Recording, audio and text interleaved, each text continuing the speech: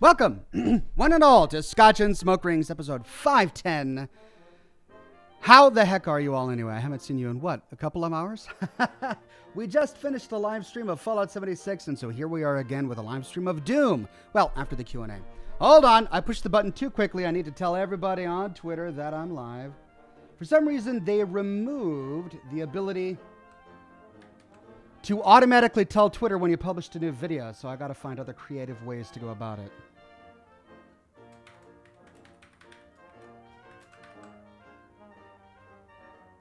There. Nice and simple. Well, it's like I just saw you. We've had quite a week of live streams, and that's thanks to Bethesda and all of the new content that they've released for Fallout 76. The Ever Upwards update, DLC, has been chock full of all sorts of stuff. Lots of challenges, lots of brand new challenges, new items and gear. It's been fun. It's I think the best thing has been the new vendor stalls, the new shops that we can place in our camps, because that really brings a lot of other player interaction to your camp.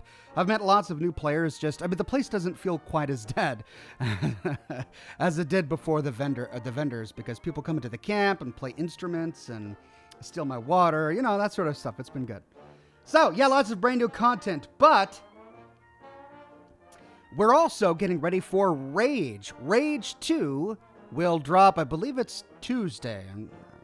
I don't know what time that is for me, Pacific Coast and all, but we'll be doing a lot of live streaming next week for Rage 2 when it releases. I'll probably be dedicating the entire week next week to Rage 2. We'll do about 4 hours of live streaming a day or so until, we get our fix of Rage for a bit, and then we'll get back to our regularly scheduled programming the week after that. So then that means I really need to finish up the full story of Fallout 3 this week, and that's the plan. So we're going to do 2 Fallout 3 full story episodes this weekend on Saturday and Sunday, and that should completely finish the full story to Fallout 3.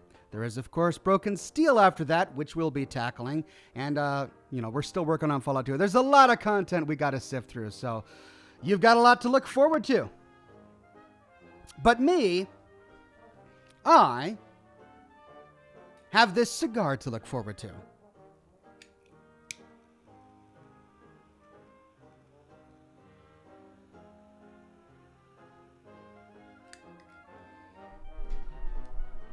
All right.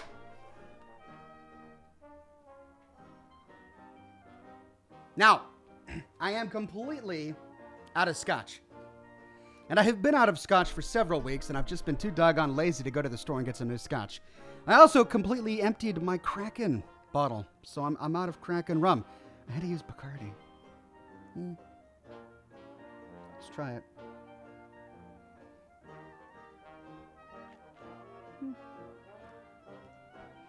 Good for mixing drinks, I suppose. Good to see everybody, all these familiar faces in chat today. GamerDog101, thank you very much for the kind tip. Binary Ghost is in the chat. Robbie Shock, RoboPat, Weird Beard. As always, Deuteronomus. Lots of familiar faces. Thomas D, Charles Borden. So glad to have you guys here. Zar2. Many of you were on the stream earlier today. I'm glad you made it. The Dark Seraph says you can get dialogue in Far Harbor explaining why Alan Lee shot the child of Adam. His preaching was a threat. The problem is I forget where it is. That's one of the things that we are going to do when we get to the full story of Far Harbor, which is a DLC series that I want to do soon. And we'll uncover all of that really interesting lore when we get to that point. Welcome, new member, GamerDog101. Charles Borden says, and what are you smoking tonight, Ox? Tonight I am smoking a La Aurora y Leon Corojo.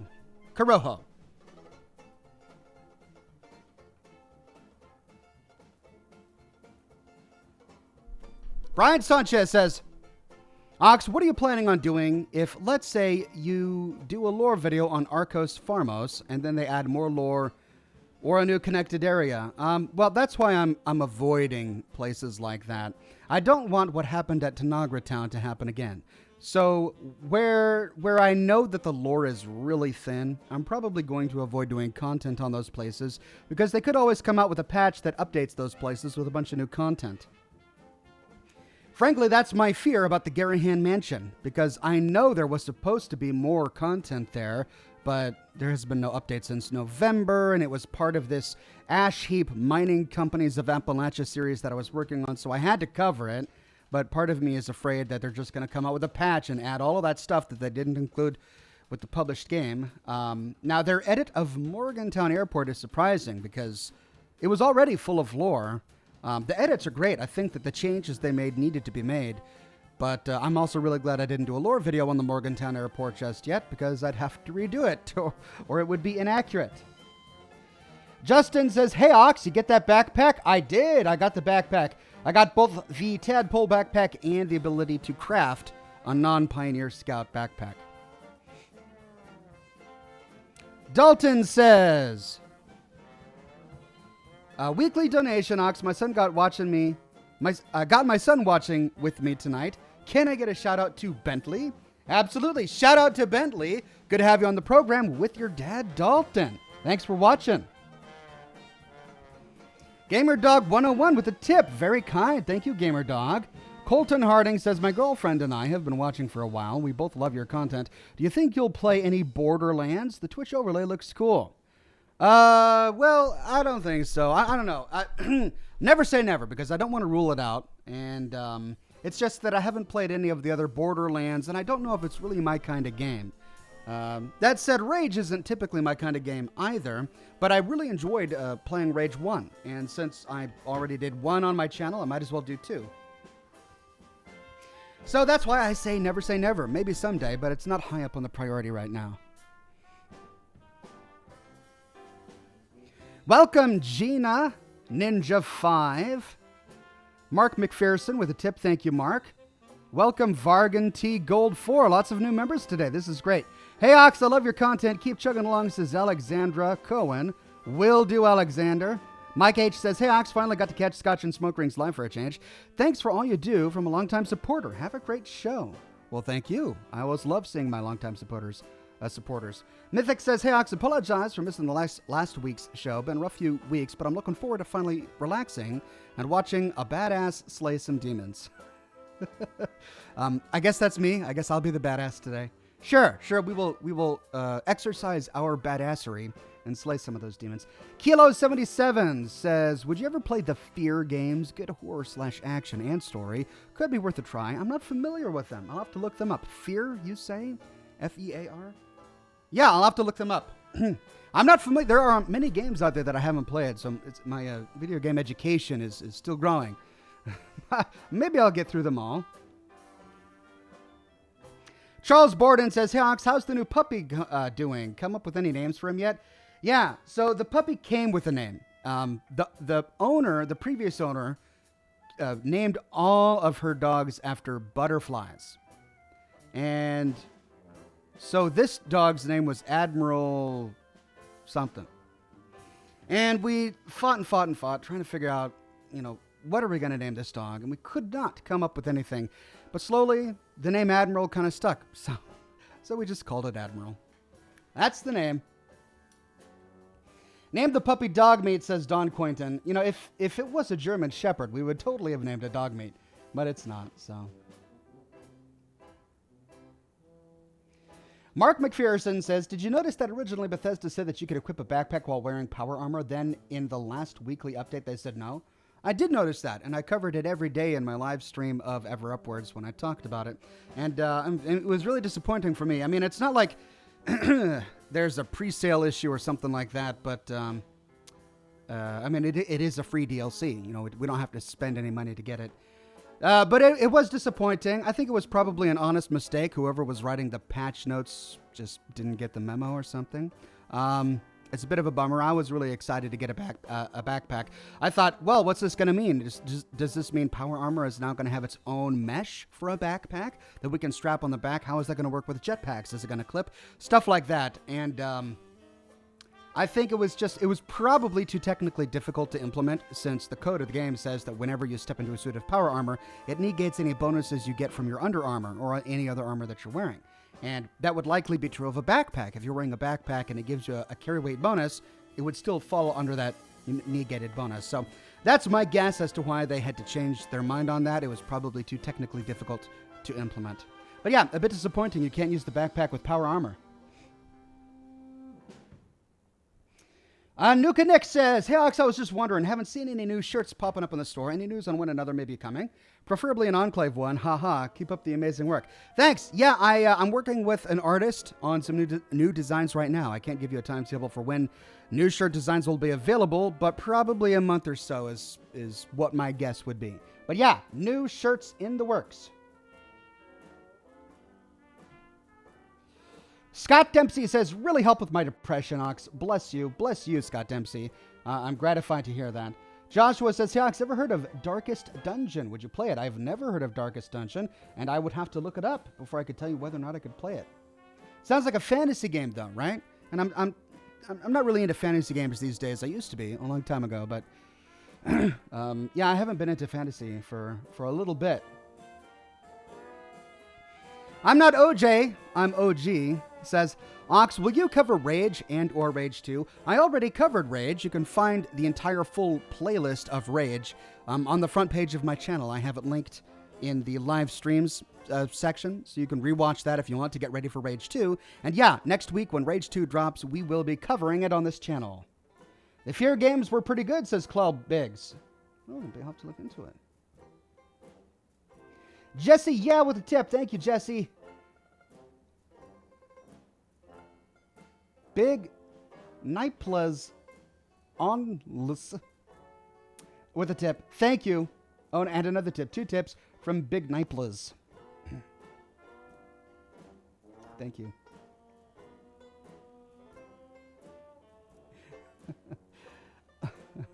Another from Jesse, yeah. And then Nemo1 says, "What's your favorite Fallout game for lore and fun?"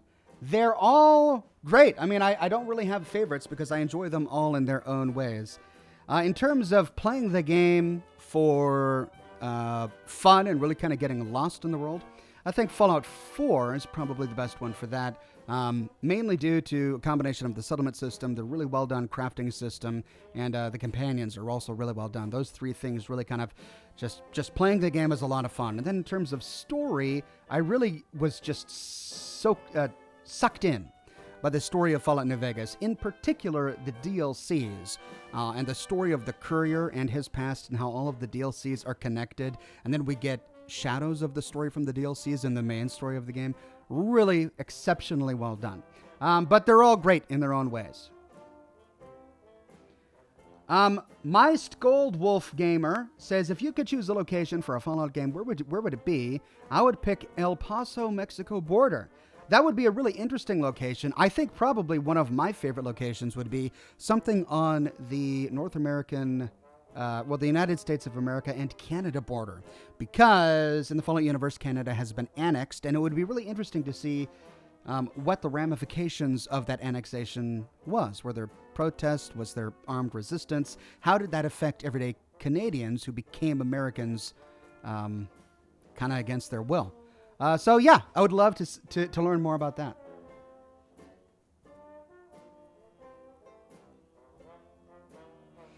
Mike says, "Watch the vids daily. Would be lost without them." Thank you. Thank you, Mike Aaron.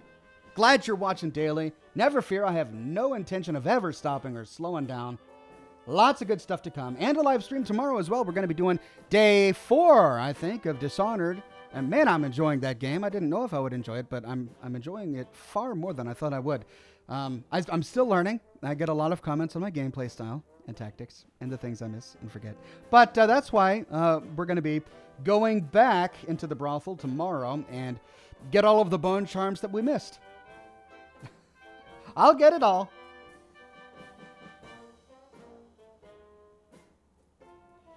The Truckin' Vapor says, "All right, I got my booze. Let's roll, Ox. Let's roll, Truckin' Vapor." The Dark Seraph says, The Darkest Dungeon is a hard RPG that has fantasy elements, but it also has black powder guns. It's strange. Take it slow. Don't jump in without looking. I recall Final Fantasy Tactics, which I haven't played a Final Fantasy game since I was a child, honestly. But when I was a child and I played Final Fantasy VII, which introduced me to RPGs, and I really enjoyed that, and then I played Final Fantasy Tactics, I loved the mix of magic, fantasy, and, guns. They do have guns in Final Fantasy Tactics, black powder weapons, crossbows, that sort of thing. So I enjoyed that a lot. But again, I think I'm not really into fantasy these days. It's not something I would never say that I would say never to. For example, I didn't think I'd enjoy Dishonored as much as I would, and it's kind of a fantasy game in its own way. But yeah, it's something I might look into later. Welcome new member, Mick Aaron. Thank you for becoming a member. And then Rachel says, Fallout Detroit, thoughts? Yeah, I mean, Detroit would be an amazing location for a Fallout game. It would be weird because the Fallout universe did not have the exact same industrial issues that ours did. So would Detroit be as troubled as it is in our own world? Especially since they adapted cars to have nuclear technology, so it didn't suffer from a fossil fuel shortage. Where was Chrysler's based? I mean, they did have a headquarters in Washington, D.C. They had a shop in Boston. Did they have a shop in Detroit? It would be interesting to know. Fleetmaster Michael says, thankful for your work on Fallout 2. Do you plan to do tactics? Keep up the good work. I do plan to do tactics. I want to get Fallout 2 done first. I went all through Fallout 1. Once that was done, I waited a bit and then did Fallout 2. Once Fallout 2 is done, which is going to be a while, it's an expansive game. It's really big. I mean, we're moving on to Broken Hills, and there are still, half a dozen locations left to explore, lots of quests to complete. There's still so much to do for Fallout 2. I don't even think I'm halfway done. But once we are done, then yeah, I would like to start working on Fallout Tactics, mainly because I don't know how canonical it is, and it's kind of a dispute. There are many references to Fallout Tactics in the other Fallout games, even the ones made by Bethesda. So, is it canonical? If so, we got to get that story so we know exactly what happened. So yeah, I will do it eventually. Alexandra says, Michigan for Fallout? Interesting. Yes, no? Yeah, it'd be great. I mean, I'd love to see Great Salt Lakes, see how they're interpreted in the Fallout universe. There are many locations in the world that would be great to explore in the Fallout universe. Mythic says, how would you feel if down the line the Republic of Dave annexed all of the Capital Wasteland? Or further, the U.S.? Just a fun question. Well, I mean, the thing with annexation is you don't annex unless you have the power to enforce that annexation. The NCR annexes places because it can back up its claim with brute force. The Republic of Dave can't. They can barely defend themselves, and when the leader gets deposed in a fair election, he kind of storms off in a huff. He's got a bit of a temper tantrum, and then he gets killed by death class. So, yeah, I don't think they're going to ever be in the position to annex anyone in the Fallout universe, let alone the whole Capital Wasteland.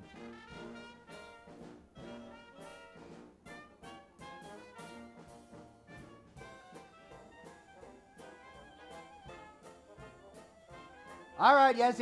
I get many people. I see many people in the chat saying, "Tap that ash." All right, hold on. Tap that ash. How is that? I can tap that ash. There you go.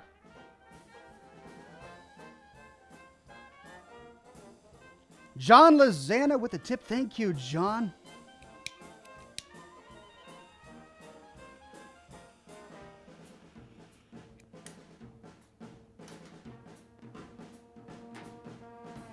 Brian says, I really wanted to see a Fallout based in Ronto, which is the Canadian city of Toronto. Yeah, we learned a lot about that. Well, not a lot about that.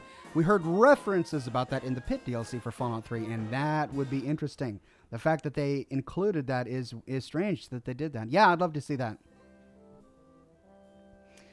Taz says, Oxhorn, Bethesda gave away Tactics to all 76 players. I think they are trying to say Tactics is canonical.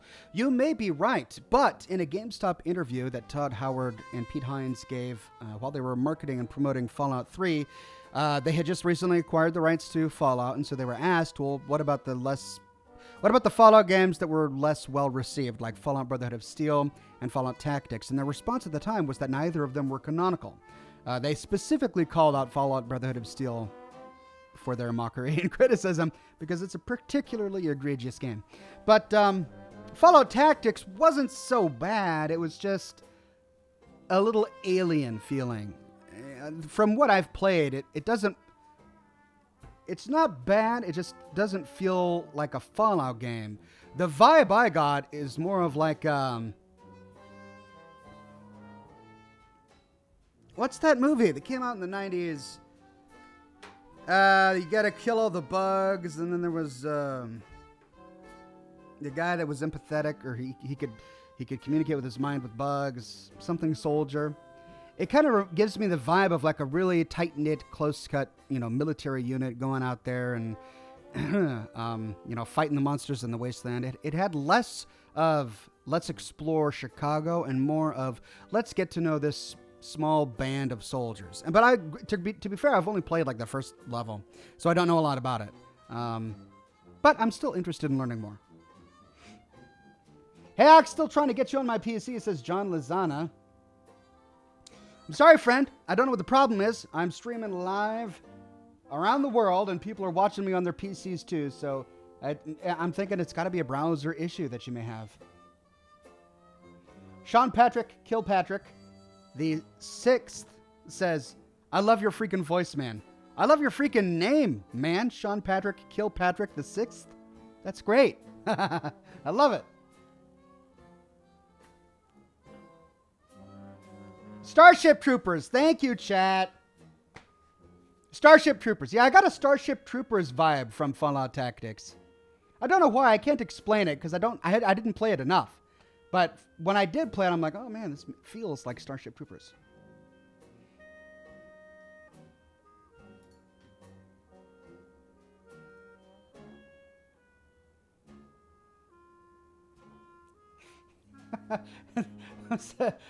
Even though my description was really bad, most of you figured out I was trying to talk about Starship Troopers.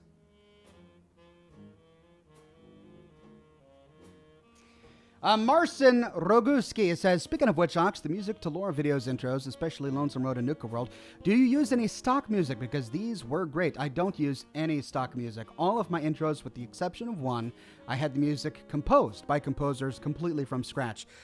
In my first DLC series, which was... No, in my first DLC series, which was Dead Money for Fallout New Vegas, I didn't include an intro song. Then I felt I really needed to do that. And so for Honest Hearts, I just used one of the soundtracks, one of the songs from the Fallout New Vegas soundtrack, and I edited it, and I did my own edit to kind of make it fit. Then I realized that this wasn't going to work. I had to get someone to compose it.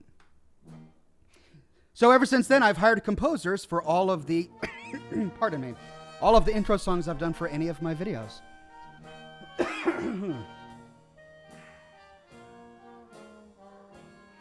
Thornton with 2 tips. Thank you very much, Thornton.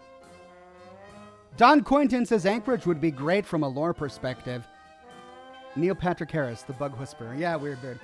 It would. I mean, we did get to visit Anchorage a bit in Operation Anchorage, the first DLC for Fallout 3. So even though that was in a simulation, what we saw there, we don't know if it's really factually accurate. It's kind of close. We were kind of in Anchorage. But yeah, having the ability to explore Anchorage 200 years after the apocalypse.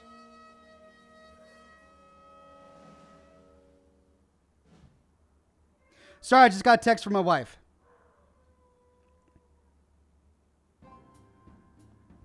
Okay, so my wife had to run to the store, and that is leaving the dog alone. And so the dog is howling and whining. I'm gonna open the door to try to get the dog in here so that he's not alone. He might come, he might not come. He loves my wife. I'll see if he can come. Hold on.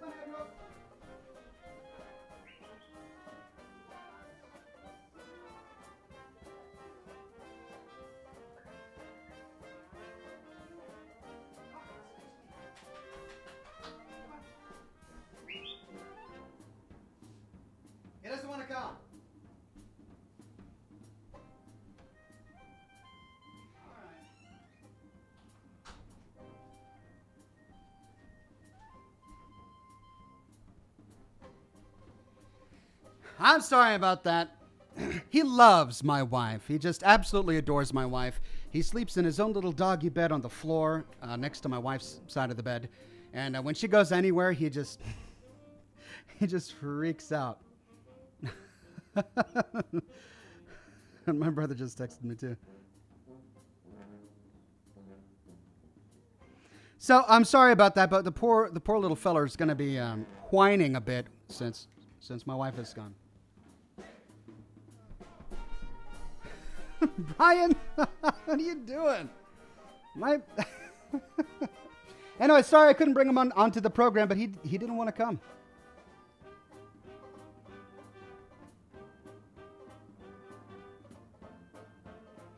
The Dark Seraph says, the M4 carbine legendary effect bothers me. The carbine is a rifle in a handgun caliber, 5.56. This dog is just really loud. Times 45 is a rifle cartridge. I demand realism in a game with a giant killer cockroaches. Well, yeah, I hear you, my friend. I hear you. Can't be perfect. Dave with a tip. Thank you, Dave. Your dog's name should be Doghorn. Deuteronomous? I love your content, says someone random. Okay, I got to get this dog in here. He is just howling up a storm. 1 second.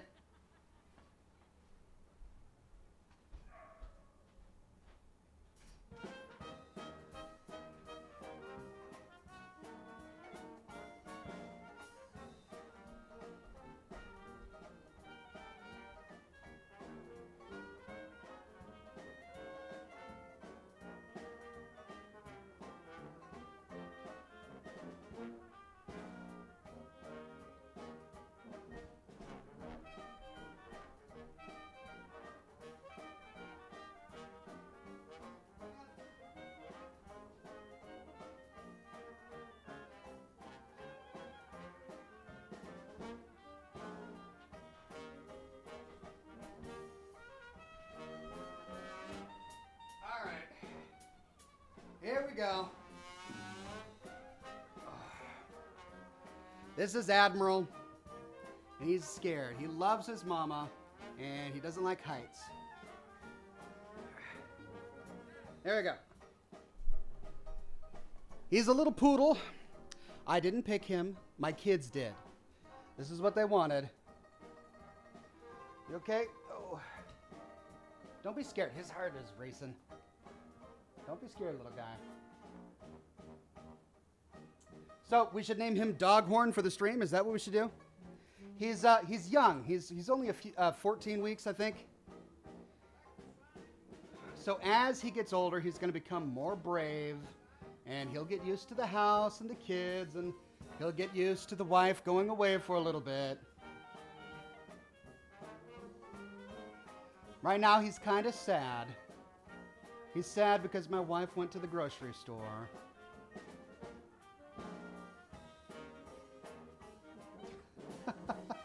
Little? Yeah, well, he's going to get bigger.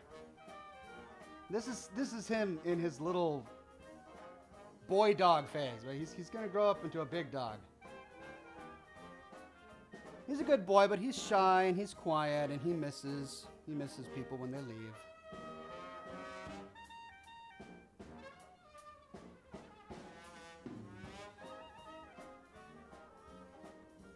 Yeah, you see, he's barely moving.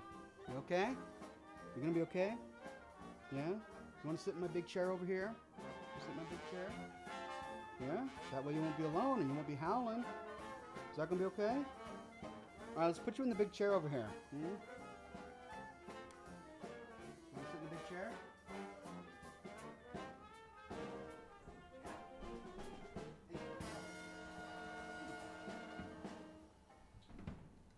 Is that okay?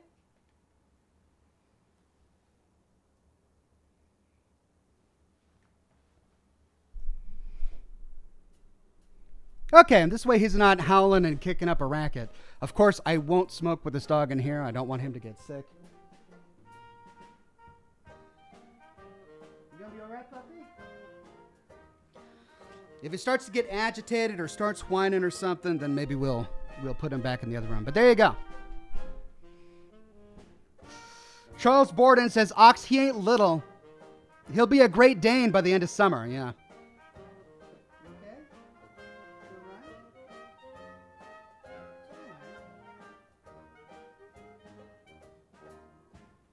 He just likes being alone, and I can understand that. Poor little guy. So yeah, Admiral. We couldn't think of another name, so we just went with the previous owner's name, Admiral.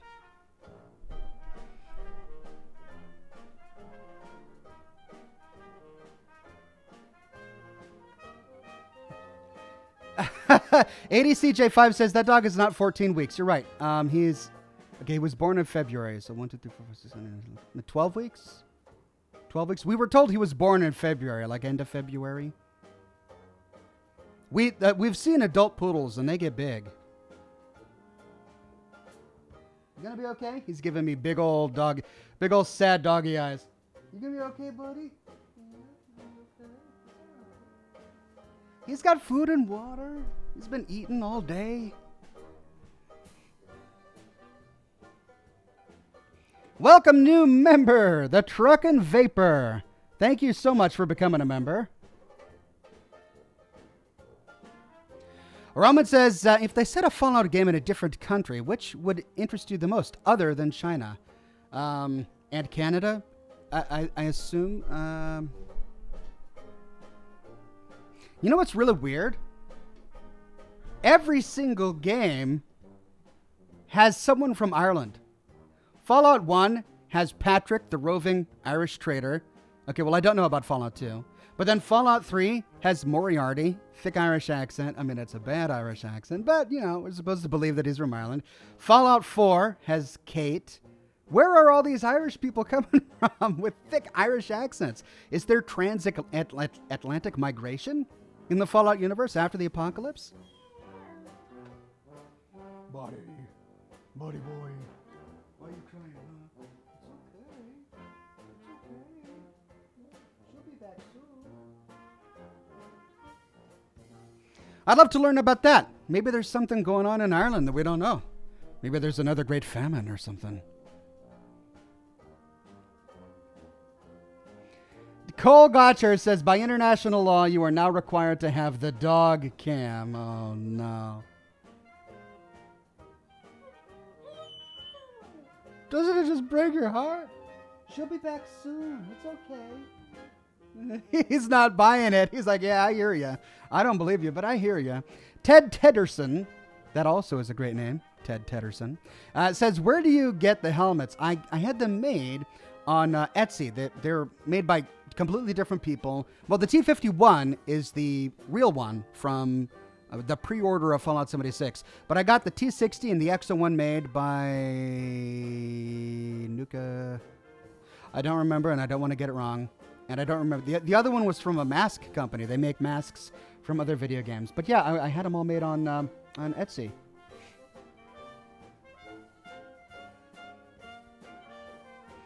Jesse says, where's the sugar bombs? Okay.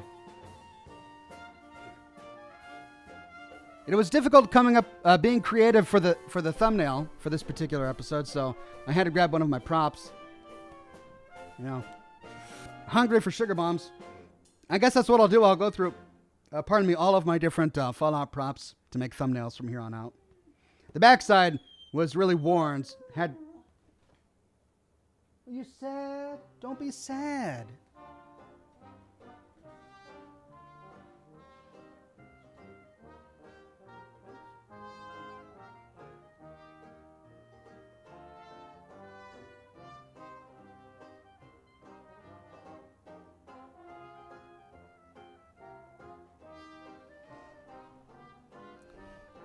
He feels so bad.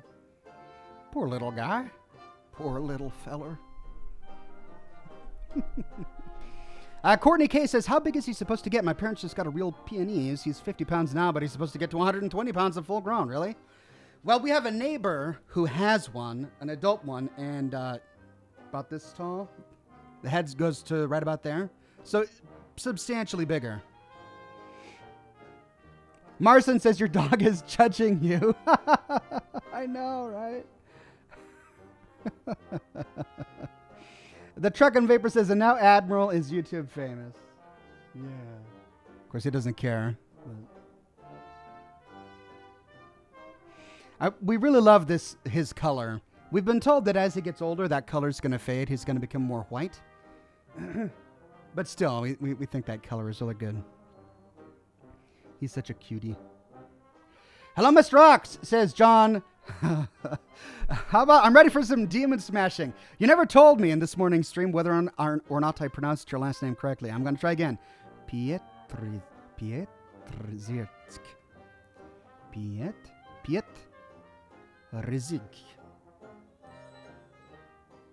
You think you can do better? That's as good as I can do. John Pietrzyrsk. Sorry.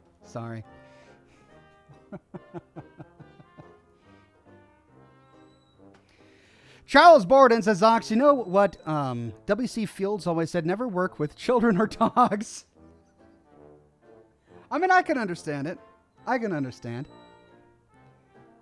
John says, Petrick. Is that it? Really? It's as easy as that? John Petrick? Man, I was getting all fancy. I was like, Pietrzyrsk.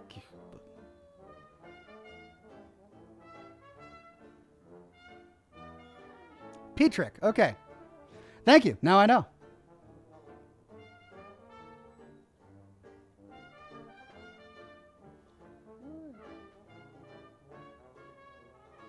You hungry? You have a full bowl of food. He's got a full bowl of food and water right out there.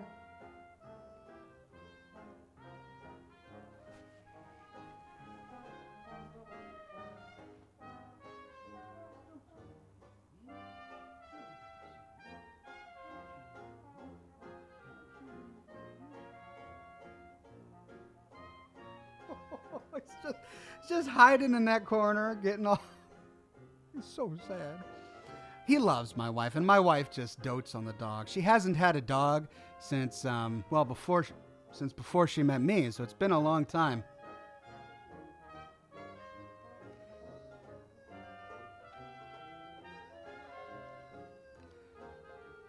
Can I speak? No.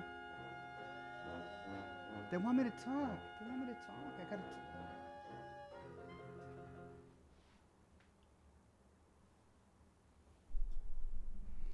This is my life now.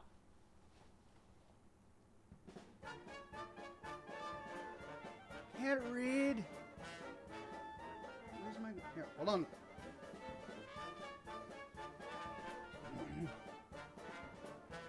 Rachel says, no offense, Ox, but your dog is outshining you. Maybe. You see what you made me do? Now I'm like a foot away from the microphone. It's because of you. It's all your fault. You feel bad? No? Can I get over here? Maybe. Okay, we'll try this. Robopat says, such a good hoof man, Ox. I'm doing my best. Charles Borden says, Admiral is stealing your show, Ox. You might just have to get a new partner. I don't know if I can make this a weekly thing.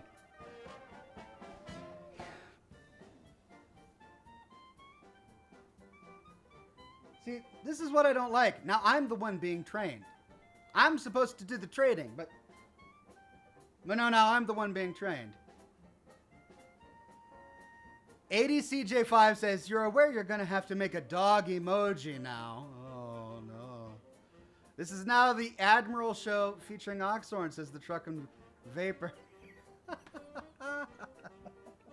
You see what you've done now?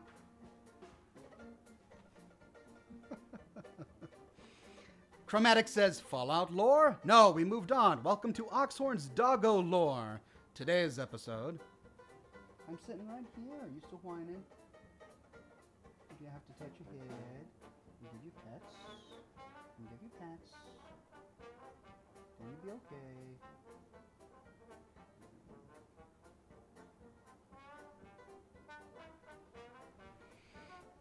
Ox, where's the scotch? I'm out of scotch. All I got is rum.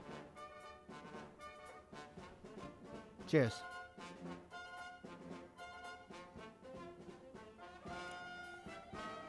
Dirty Bird says, might as well change the name of the show to Oxhorns and Admirals Fallout Q&A Hour. Yeah, but then I won't be able to smoke. I can't smoke with the dog in here. I can't smoke. Oh, this is hard. Stretching forward. I can't smoke. I'm petting your head. Stop pointing. See? Pets. Pets. Pets. You want me to look at you too?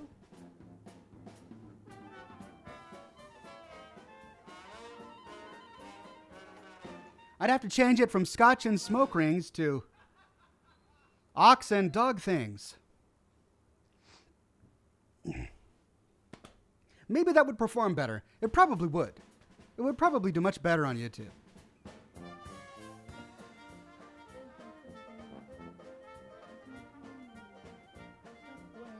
Please.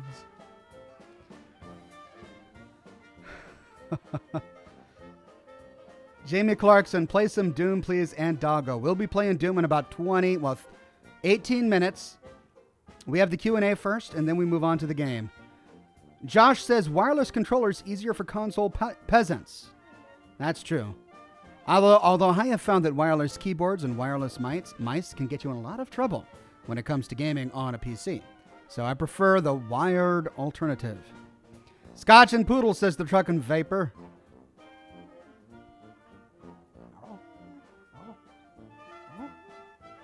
You want down?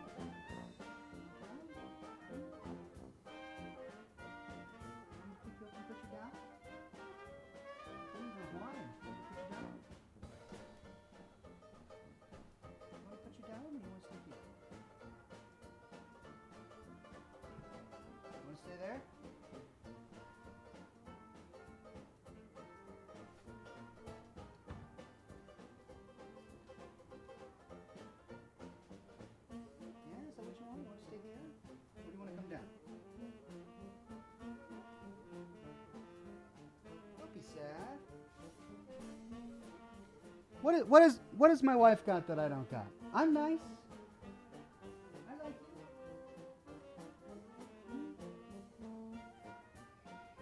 you. Oh, those sad eyes. He's moping a bit. Courtney K says, he's so fluffy. He is a fluffy dog. He's got all these beautiful little curls. Rachel says, overall thoughts on the last Fallout 76 patch. I'm pretty pleased with the last Fallout 76 patch. A few glitches, but not nearly as bad as the last one. Remember when we got the camera and I tried to emote somebody with the camera equipped and I was teleported to my death at West Tech? Yeah, that was a bit of a bug. It was hilarious. It was good for the show, but, not so good for my scrap.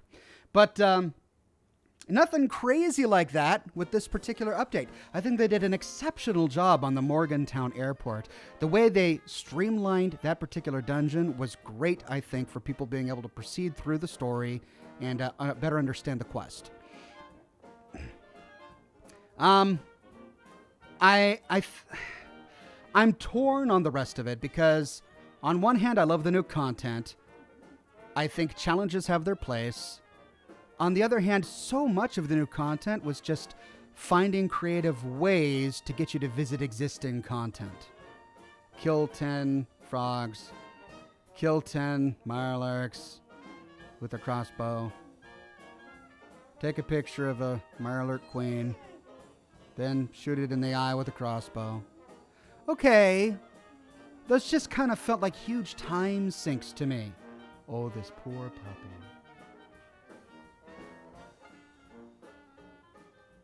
They felt like huge time sinks to me. And they're also, but the flip side to that coin is that they're also challenging. And the challenging aspect of it can be really interesting for many players and can give them a lot of enjoyment. So I'm torn. On one hand, I like the challenge of the DLC. On the other, I dislike the grinding sort of time sink of some parts of the DLC. So overall, it was a great effort. I think they did a lot of good stuff, but there are still some aspects that perhaps are just native to MMOs to begin with. What? Listen, Tom.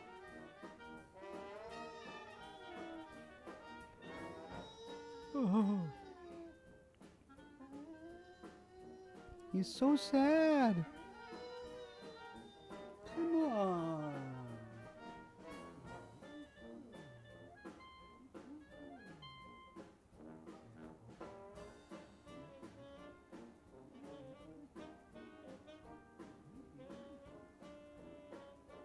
Why is he so sad?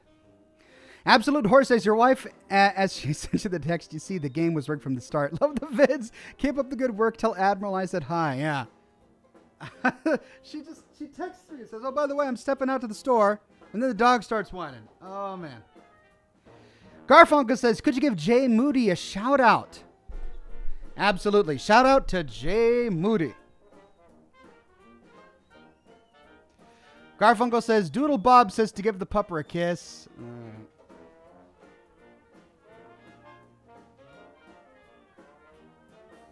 Can I talk to the mic now? I'll give you attention in a minute, but I'm doing a show. John Lazama says, hey, Ox, I got you on my PC. Don't know for how long. Well, I'm glad that I'm finally on your PC. Irvin Chadwick says, what did you think of Malcolm McDowell's performance in Fallout 3 as President Eden? Did you enjoy the fireside chat style they copied off of FDR? I did. I thought everything about President Eden was exceptional. With the slight, if I had to criticize a little bit, I think his American accent was a little forced, I guess. The accent didn't really sound genuine. Now, the quality and tone of his voice, I mean, I immediately recognized it as Malcolm McDowell as soon as I played Fallout 3, the first time I played it. And I was like, yeah, it's Malcolm McDowell. And I thought he did a great job. And the way that he talked with General Eden, or I'm sorry, Colonel Autumn, and when we meet him and confront him in Raven Rock, you felt like you were talking with a real person. And that was what they really needed to nail. And I thought they did a good job.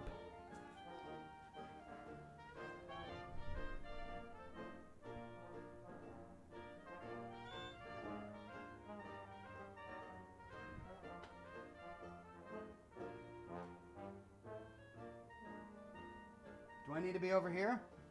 I need to be closer? Is that what the problem is? Ah. What time is it for you, Ox? Says cringy Minecraft gamer. It's 7:48 from me. So we'll be playing Doom in about 12 minutes. I really hope my wife is back by then. I want to smoke my cigar and I want to kill demons without frightening my poor dog.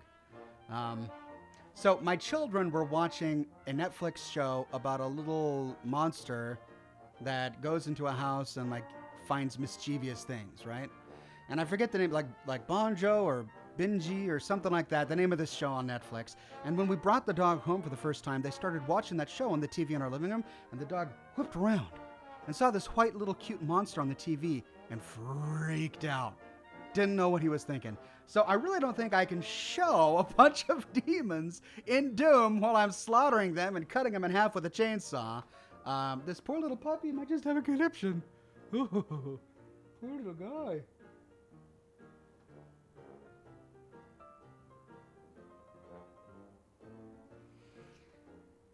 Rookie says, just got here. What's with the dog? Long story. New dog, poodle, not my choice. Kids, Admiral, long story. Wife, grocery store, dog, whining, door, chair. Yeah.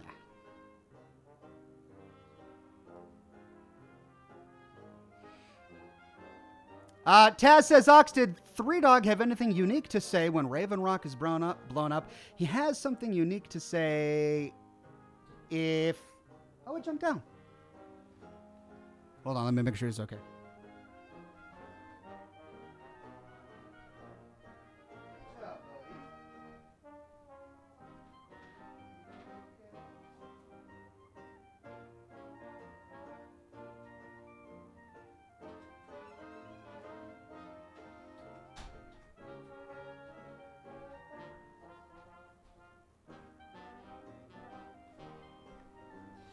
Right. Well, he made his decision, so we'll respect that. He has something unique to say if we don't blow it up. I should probably show that off, huh? Well, when I work on my videos for this weekend, I'll try to find those radio portions. Andrew Palmer Says, when do you think the next Fallout will come out? Probably 10 years, if we're lucky. The thing is, Bethesda tends to go by generation, right? They made Fallout 3 with a brand new, well, not a brand new. I mean, it was the Oblivion engine, but they used that engine to create Fallout 3, and then while they were working on the engine that they would eventually use for Skyrim and Fallout 4, they gave it to Obsidian to make improvements to work on Fallout New Vegas. Then after Fallout New Vegas, they completely retired it, and they used what they made for Skyrim to make Fallout 4, and then they improved it once again to make Fallout 76. I don't know what they're using to make the next Elder Scrolls game, but it's my bet that it's something new or something dramatically divorced from what we are used to. So once that's done, once they kind of, tread some water with the new Elder Scrolls game, it's probably going to be many, many years, maybe even 10 years before we see a new game. I don't know. I don't have any insider knowledge. That's just my guess.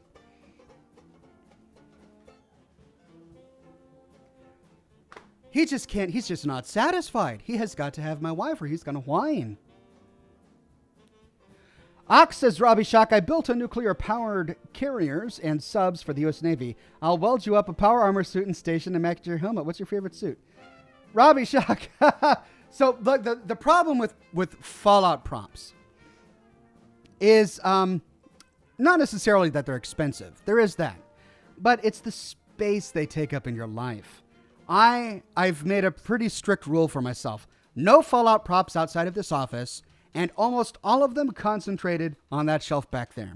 That way I don't clutter up my life and there's nothing huge in the garage. I'm trying to keep it small. So I've got dozens of props, but they're all on that shelf. If I get a power armor suit made, where would I put it? That's the problem. So extremely kind. My favorite suit is the T60 or the T45, one of those. But I'm gonna have to say, I'm probably not gonna be getting a suit of power armor anytime soon.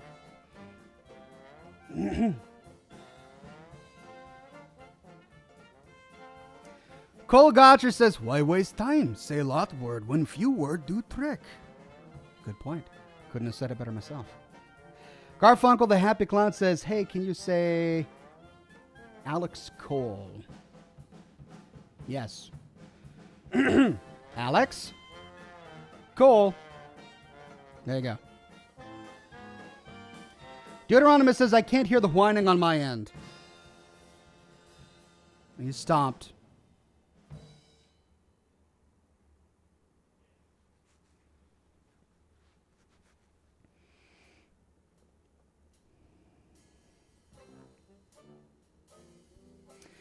Daft Punk says, I have a guess that Fallout 5 will be released around 2020 and 2023 based on the time they may need to fix and finalize 76 along with other game series like Elder Scrolls and the time for the game. Well, Fallout 76 is never going to be finished, right? I mean, look at World of Warcraft. They're still producing content for World of Warcraft all these years later. If Fallout 76 utterly fails and nobody is playing it, then yeah, I can see there being an end to what they produce. But if it continues to grow as it's doing, then, free DLCs, new content, perhaps they'll want to create expansions and maybe that'll last a good 10 years. Who knows? As long as there is interest in the Fallout franchise, and as long as they're continuing to improve it, people will still play it. I mean, take a look at No Man's Sky. No Man's Sky had a disastrous launch. But instead of just launching it and walking away with their money, they invested that money back into the game, and they improved it. And with each improvement, the game got better and better until it's a decent game now. It's pretty good. I got it for my son. Well, I know I got it for myself back when it first released, and I played it. I made like 2 lore videos about it. I just couldn't. There was nothing there. I mean, there was nothing there. So I just stopped playing it. Years later, 3 years later, my son sees it in my Steam inventory. He says, "What's that?" I'm like, "Oh, that's No Man's Sky." And he says, "I want to try it." I'm like, "All right." I load it up. It's a completely different game.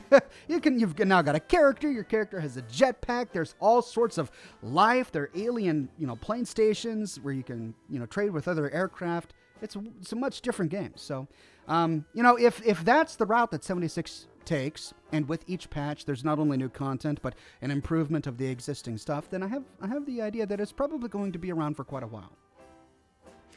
That said, they will at some point have to sit down and work on Fallout 5, and I think if they do, it's going to be the next generation of games that comes out, right? We had the New Vegas in the Fallout 3 and the Oblivion generation of games. We've gone through the Skyrim, Fallout 4, and 76 generation of games.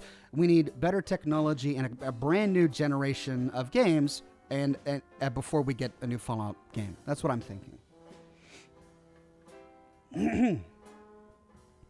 Don Quainton says they're working on 2 major games now, so I would think 5 years plus now from now for a new Fallout. At least 5 years, maybe more.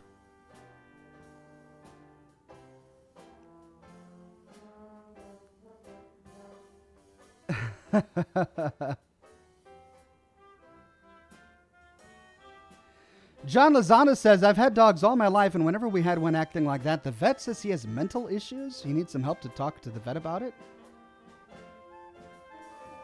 All right, well, we'll take him to the vet. Maybe we'll talk about that particular issue. But I'm not terribly concerned at the moment because he is young. He is a puppy, and he he's new to the family. We've had him for less than a week now. So I think as he gets acclimated to the family and the house and becomes more familiar with our habits and our leavings and our arrivals, that things will settle down. I had a dog when I was a young boy, and I recall when we first got my dog, I called him Duke at the time. When I got my first dog, he had a similar issue when he first joined the family. He barked a lot, constantly needed attention, and he grew out of it. As he got older, he became more familiar with everybody, and he calmed down. And I'm hoping that Admiral here will have a similar reaction. Garfunkel says, okay, Ox, peace be with you, Lore Master. Peace be unto you, Garfunkel. Thanks for coming on to the program. Tip from Anonymous. Message redacted. Well, thank you very much for the tip. Welcome, new member, Isaac Laird. Good to have you on the program.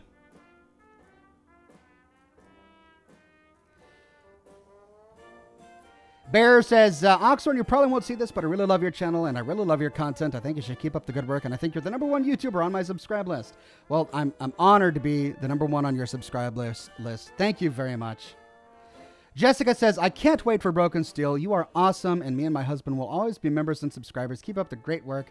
That's extremely kind. I can't wait for Broken Steel as well. We're going to have a blast. Publius says, take the harness off, only use it when training, and use collar for everything else, and give him a bully stick. They're great cheers for teething and puppies. He's got a big bone. We gave him a lot of different stuff to chew on when teething. I think my wife had the harness on him because she had recently taken him out to go to the bathroom. But we do need to get the collar put on as well.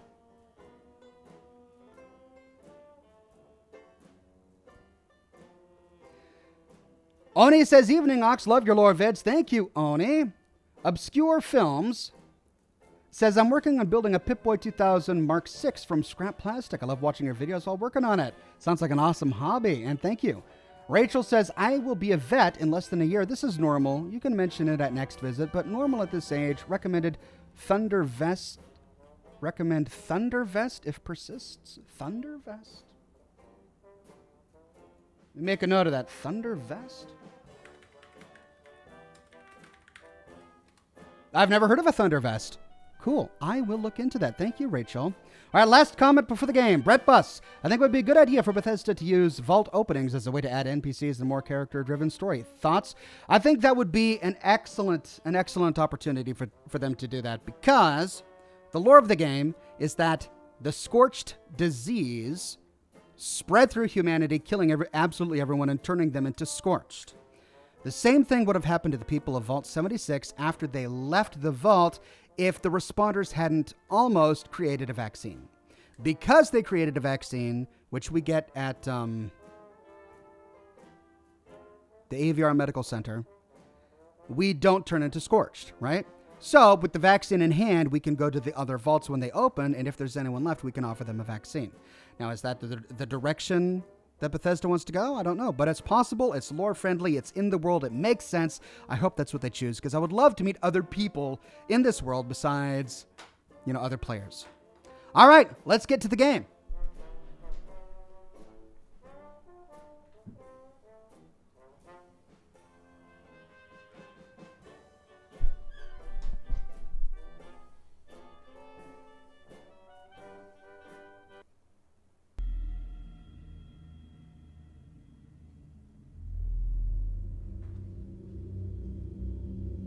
There we go.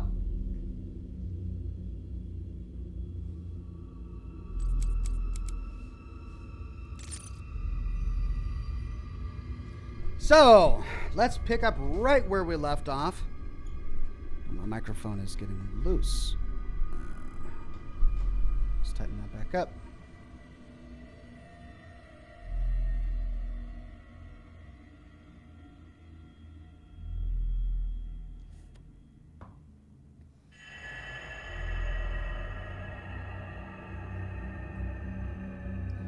Manny says, will you ever show off your prompts? I will. I want to finish it first, though, and I'm not quite done. Whoop. Did I mess up my framing because I moved that camera? Maybe a little bit.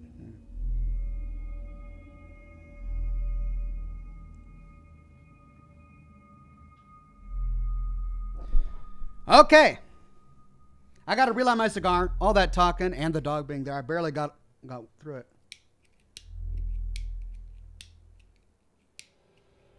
Ah, come on.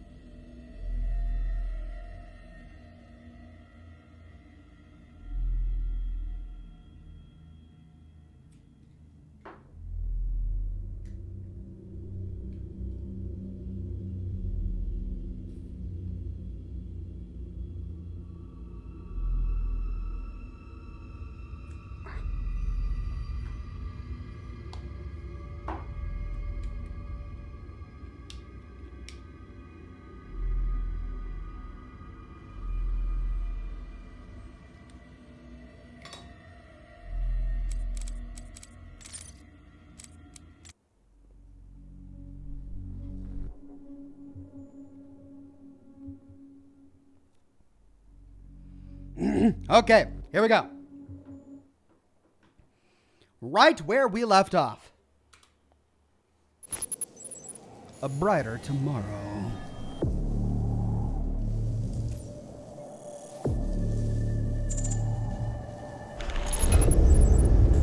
Now approaching UAC Advanced Research Complex.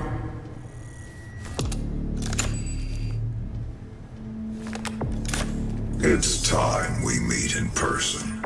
My office is on the second floor of this facility.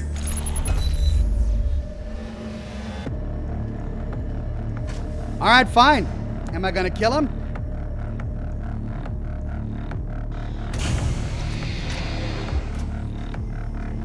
Oh dear, which side do we go out? I guess it doesn't matter. I wish I could turn off those doggone holograms.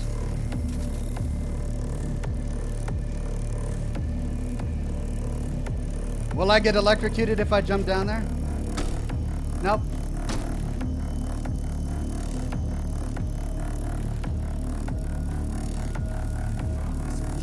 Oh.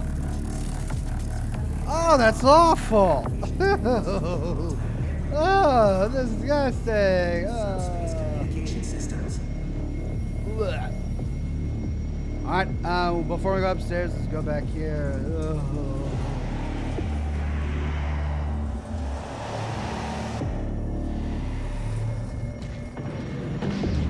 The handprint on the Stay door. on the path. The UAC needs your faith.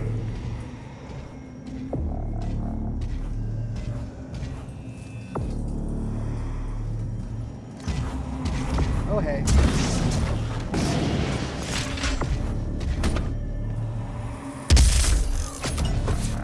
Welcome to the UAC. Built on blood, sweat, and dreams.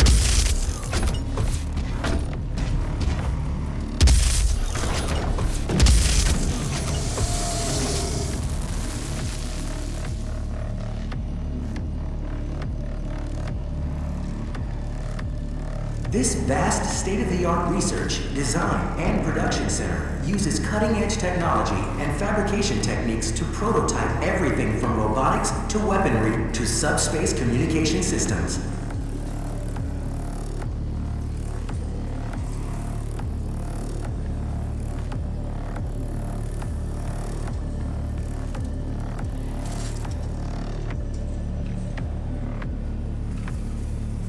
Stay on the path. The UAC needs your faith.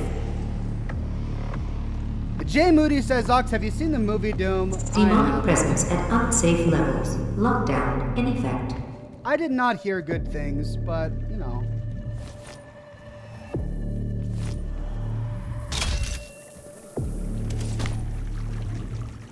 What happened here? Uh-oh.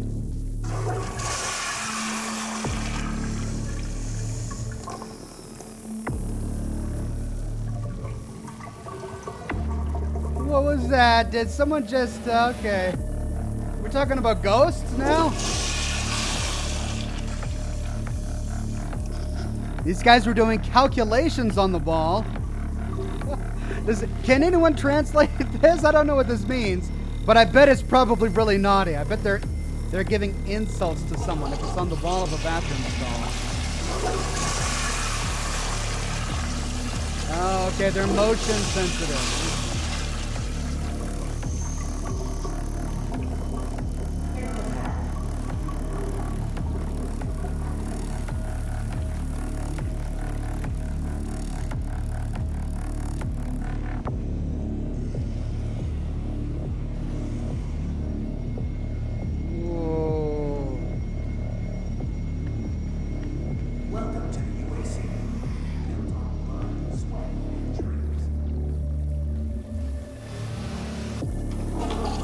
Oh!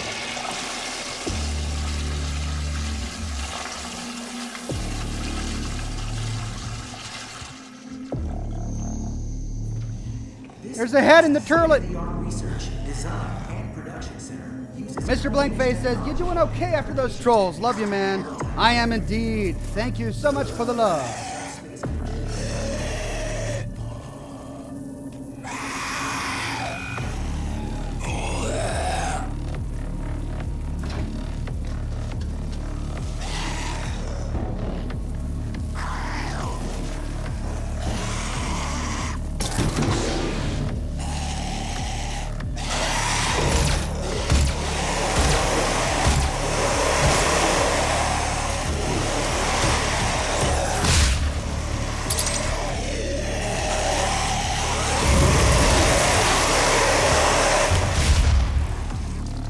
Demonic presence eliminated. Lockdown disengaged. Trying to save my ammo here. Hello.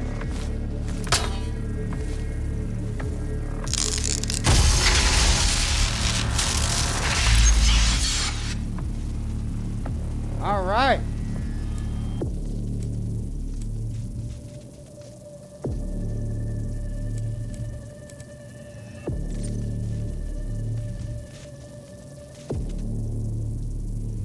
Josh says, the toilets are what happened to the people from Fallout who died on them.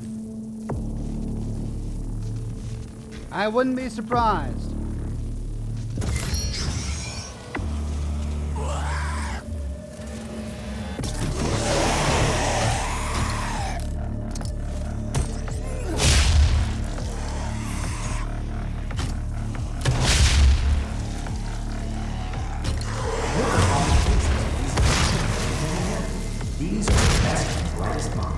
The most devout members of the UAC, fully endowed. A world of power, of fire. Their unquestioning will and devotion has earned them a place in our horizons. Are you doing all that you can to see our destiny manifest? Work harder. Find yourself on the wall that Olivia Pierce, Jackie Perez, Anna Volknov. Oh, why is that one out?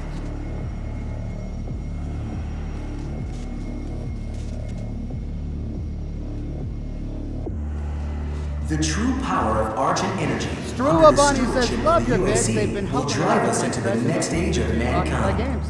Keep up the good work. Thank you, my friend. You keep watching, I'll keep working. Uh-oh. Oh, hey.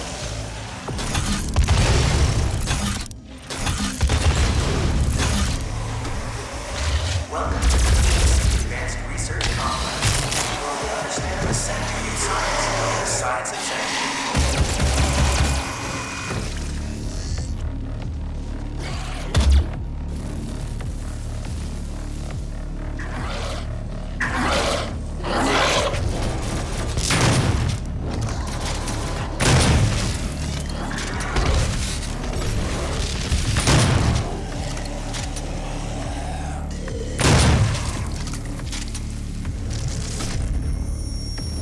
We are not advancing enough applicants, and our faith is nothing without believers.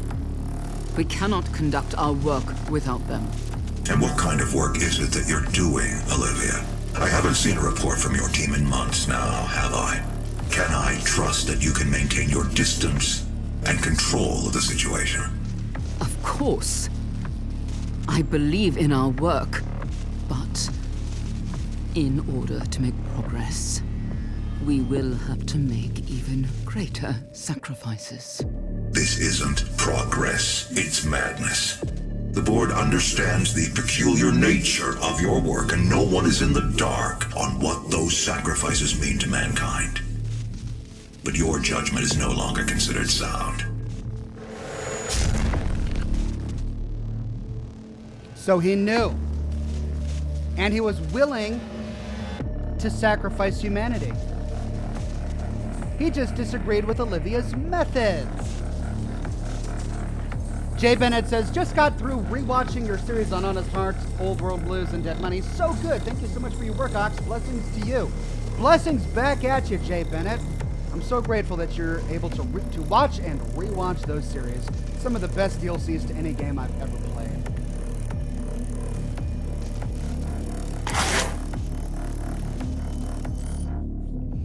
Tier 3 Manifest Advanced Research Complex. Welcome to Tier 3 Advocates. You have elevated yourself to the next level of thinking. Your previous notions have been cleansed by science, and you see things now as they truly are. The true power of Argent energy under the stewardship of the UAC will drive us into the next age of mankind. No more secrets, no more hiding. Your journey towards the final tier begins now.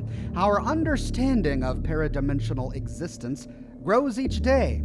As we begin to realize the true power that flows from hell, we are changed into something much greater than we ever thought possible. Your life as a Tier 3 advocate is more than just the work you perform. Spiritual understanding of who we are and what we are meant to become grows with each artifact you catalog, each weapon you prototype, and each heretic you convert. The fear of hell is seen for what it really is: false emotions appearing real. Oh my God, this is such a corporation. This is such a business. You have opened your mind. Soldier says, hi Oxhorn, would you kindly go up to the second floor and get rid of the bastard? Working on it, but all in good time. We've got time here.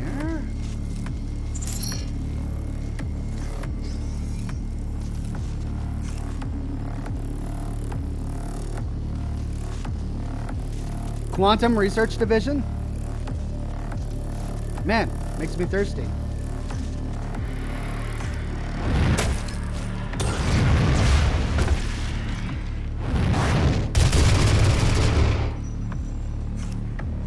Demonic presence at unsafe levels. Lockdown in effect.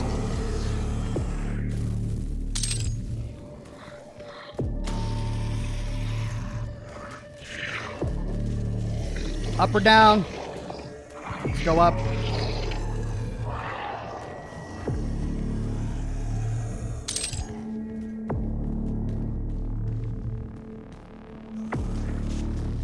Yeah.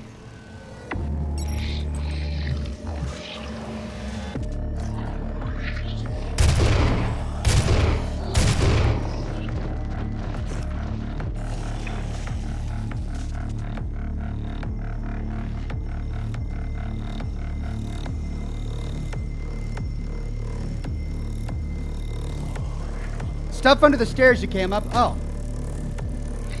Thank you. Hey.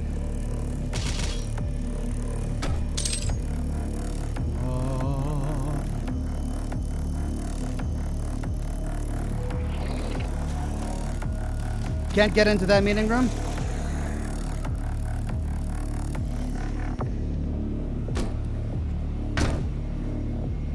All right, we'll go up first.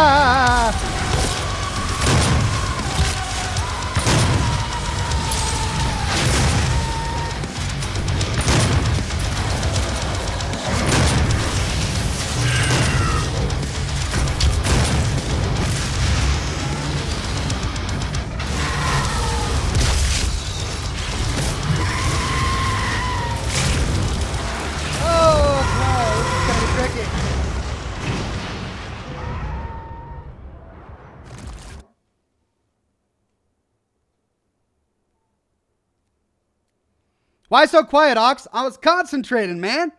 This takes a lot of focus.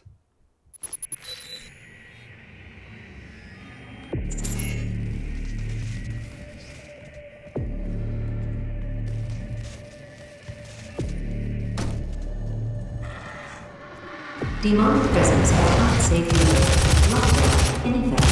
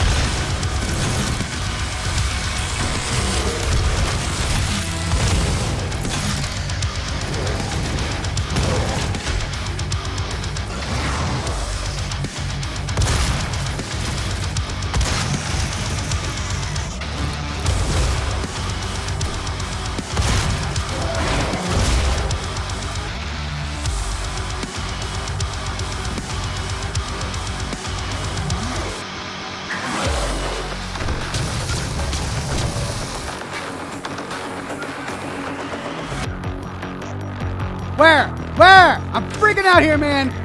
Where?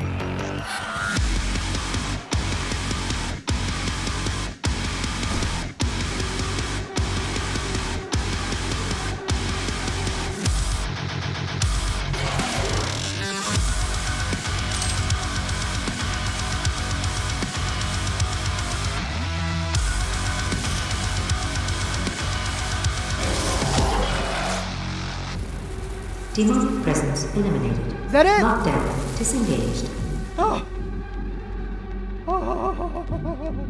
Marston says, good, let the rage flow through you.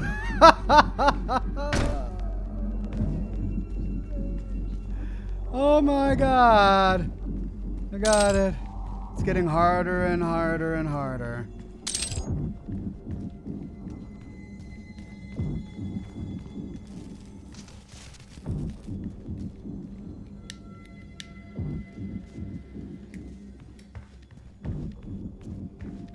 Okay.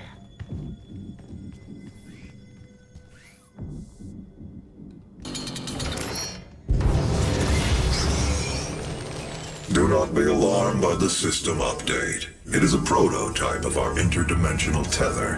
A means for me to pull you back from hell. I'm sorry for the jolt, but I didn't think you'd allow its installation voluntarily. I'm Dr. Samuel Hayden. I have supplies in my office. This way, please.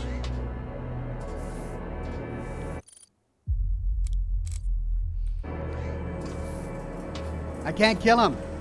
It automatically puts my weapons away. I can't do anything. Welcome, Dr. Hayden. Soldier says, I left a super chat. Scroll up. All right. Sorry.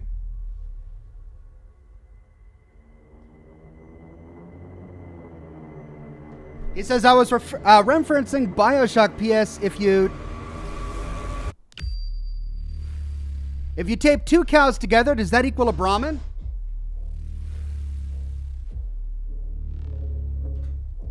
Well, it might as well, right? But then again, they do need cysts and open wounds all over their bodies.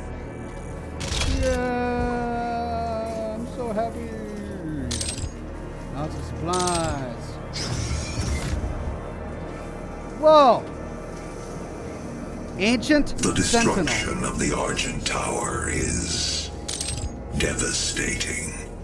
But I am committed to helping you close the portal. All of our work and understanding of their world is derived from the inscriptions on a large stone artifact we pulled from Hell in the earliest days of the program. We call it the Helix Stone. It is our most closely guarded asset. Olivia was obsessed with it.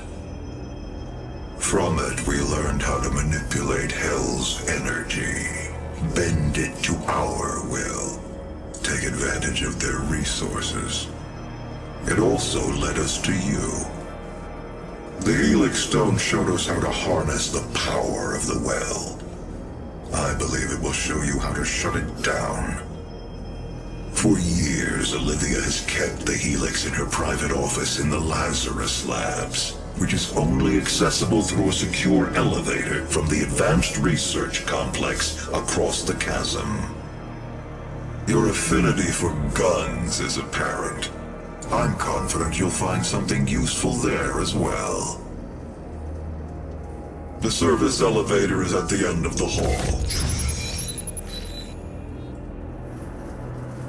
Scott Buckner says, stop ignoring the lore. Man, what am I doing wrong? I'm reading everything. I'm reading everything they throw at me. Ancient Sentinel, Artifact, Jag. Freighter Suit, Artifact, US. Or UA. Ancient Sentinel, Artifact, Jag. So, they've been fighting the demons of hell ever since the Crusades, right?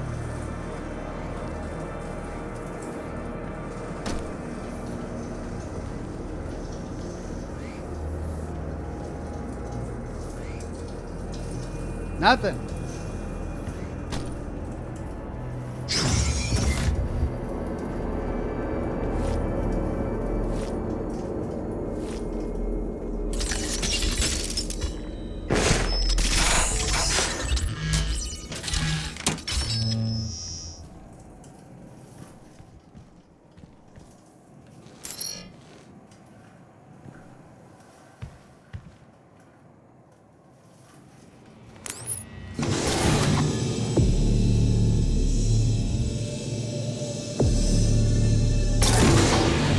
Marston says, by the way, Ox, like I said before, spare explosives and guns for big boys to run out of ammo. I mean, that is true.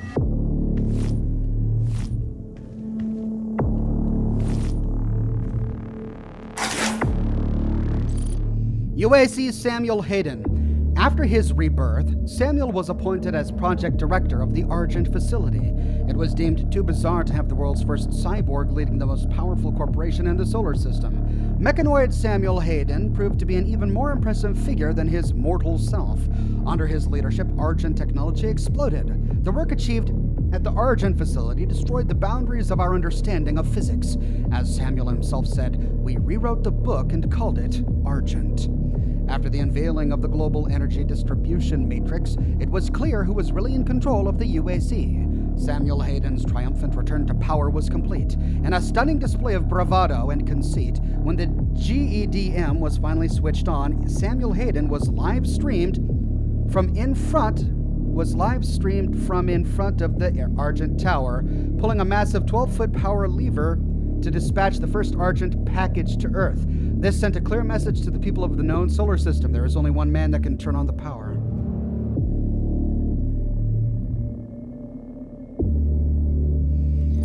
Okay.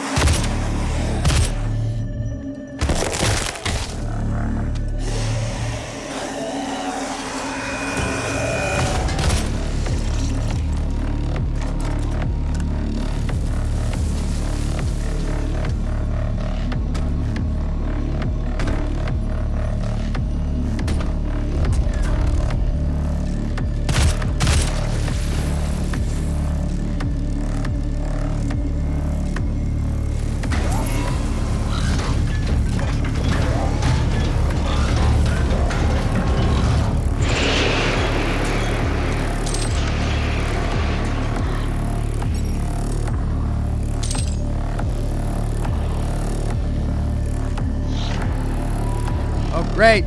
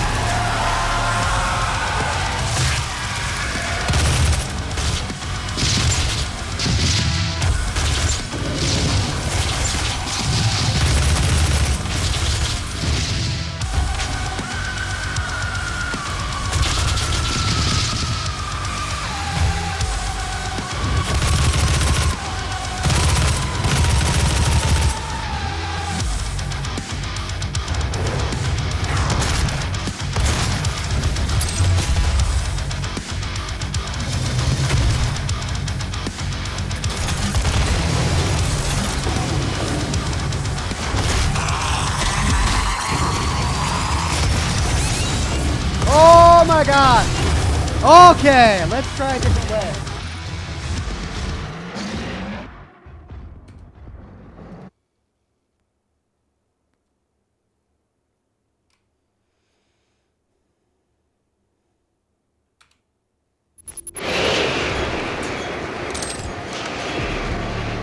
This is what I get for trying new things.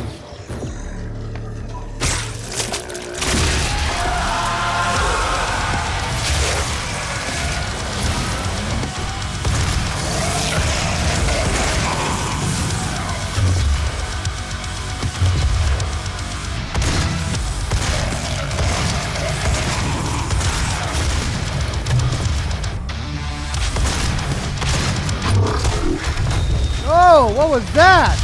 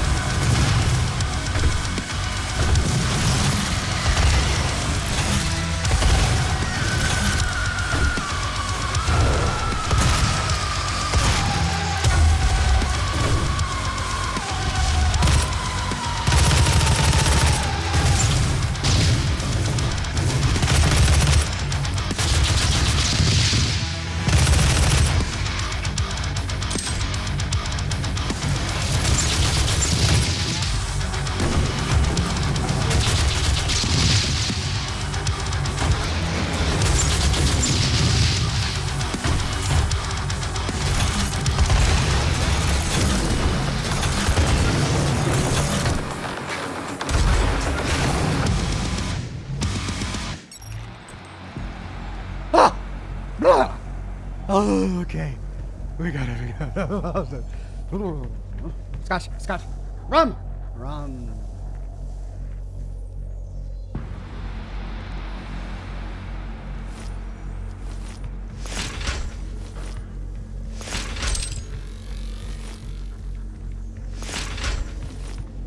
Ox, please use the weapon wheel. I know that I should be using the weapon wheel, but it makes me uncomfortable.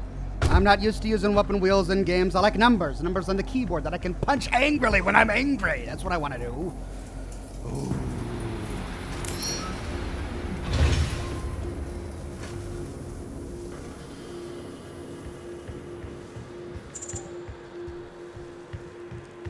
Hello.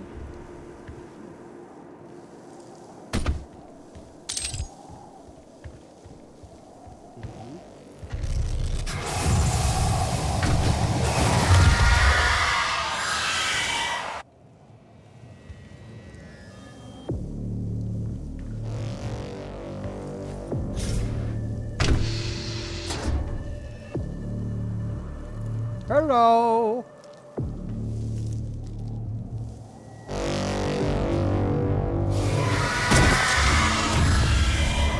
Oh, great. What? I got there right as it closed.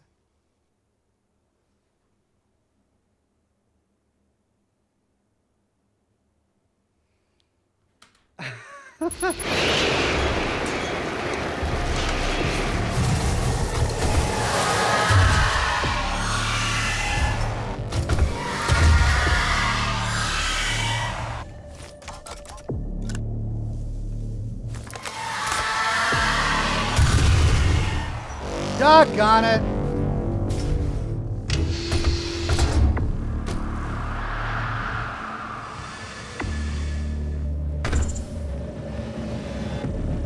How did I get here? I mean, did I skip ahead? How is this a checkpoint?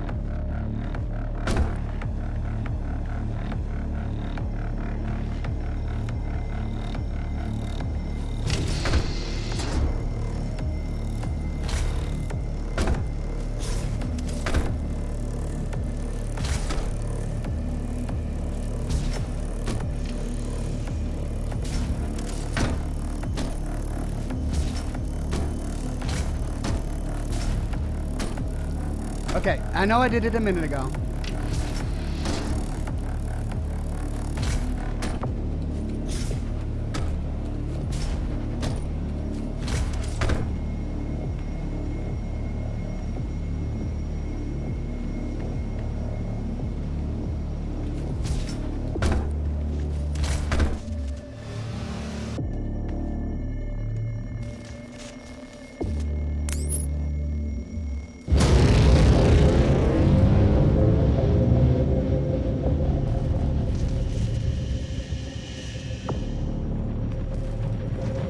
Alley-oop!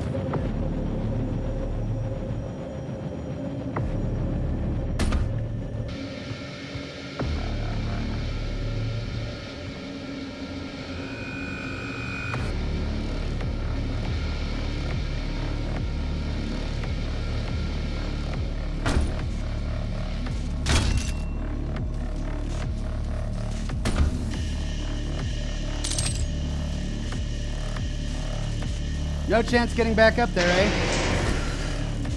Ah!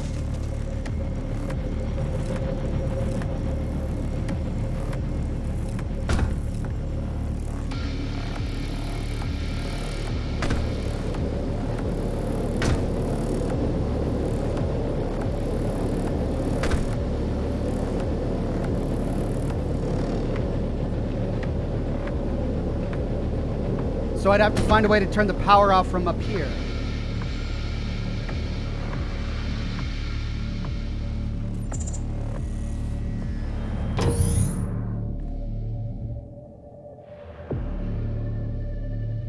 Round and round Oxhorn goes. Where he drops, no one knows.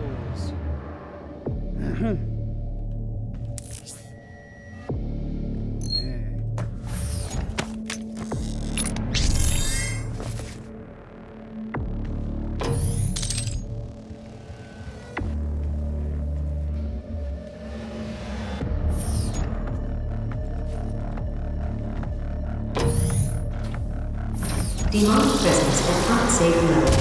Lockdown in effect.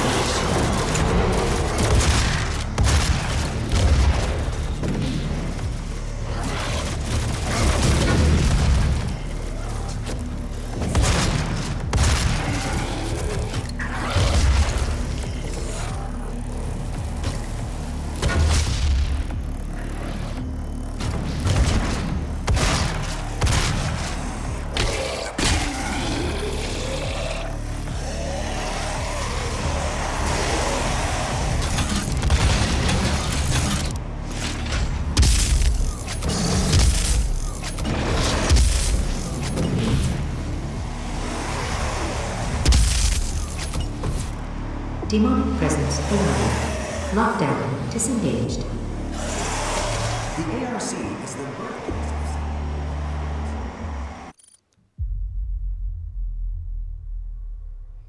birthplace. Play Metal Gear so you can smoke cigars in real life, lol, says Cornware. And DJ Glitch with the tip. Thank you very much.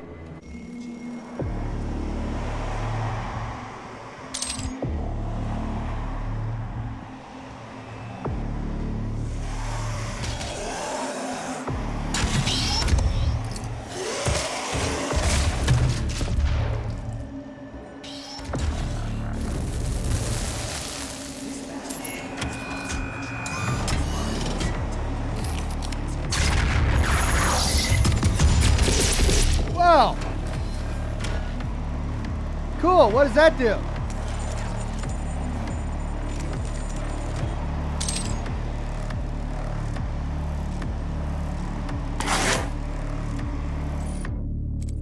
The BFG-2. Witness the BFG 9000. What greater triumph for the glory of the Ascension could there be than an entirely new type of weapon, born not only of traditional UAC technology, but by your faith and dedication to the cause? This is what we strive for, an understanding beyond traditional science, unrestrained by the repressive thinking of dimensionally bound contemplation. Only through our use of SEFT can the power of such mighty weapons be realized. Such a weapon requires not only science, but belief.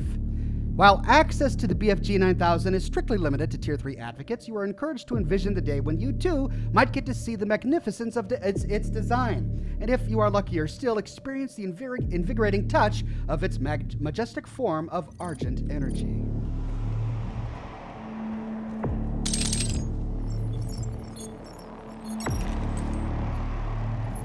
I want it. Can I take it?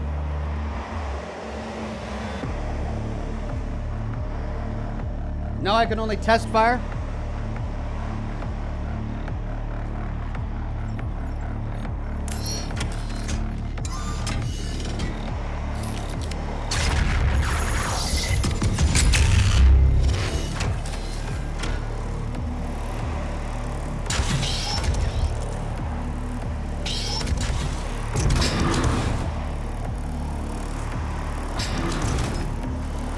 Oh.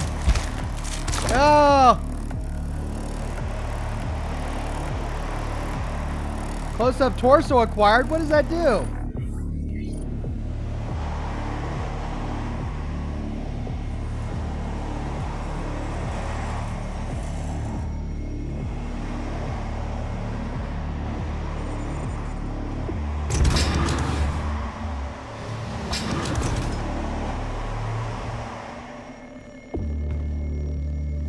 And that's it. Nope. The ARC is the birthplace of several breakthrough fields, including BFG development, teleportation.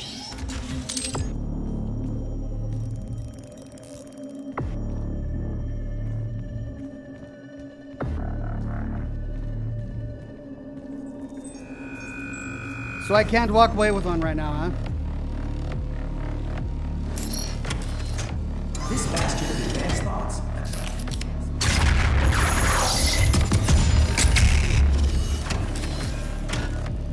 Man, I want it.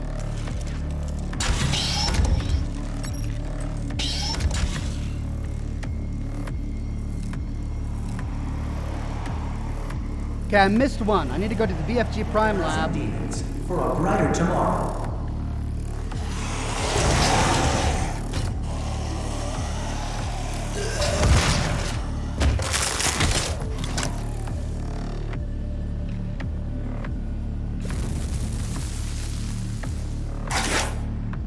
Codex entry acquired.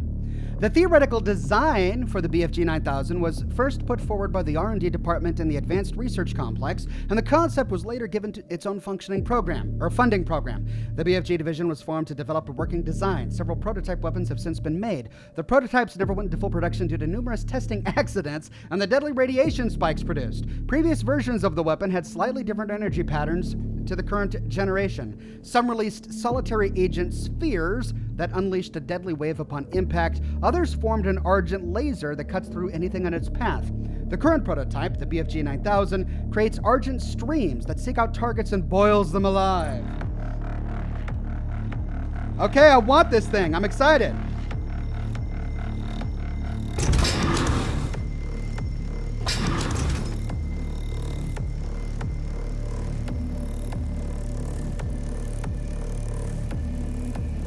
Munishat says, my dog fell into your beard. Can you give it back? When I'm done with it. When I'm done with it. Access granted. Hello, Dr. Peters. I want... Biometric mismatch detected. Scanning. Unauthorized personnel confirmed. Expulsion to commence in 5, 4, 3, 2, 1. Oh no. Activating laser security system. Oh no.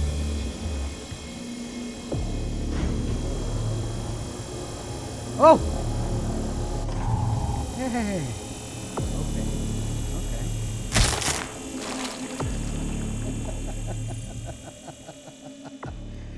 Oh, dear Lord.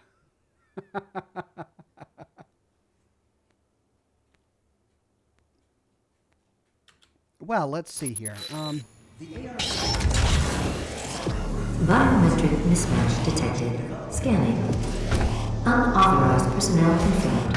Expulsion to commence in 5, 4, 3, 2, 1.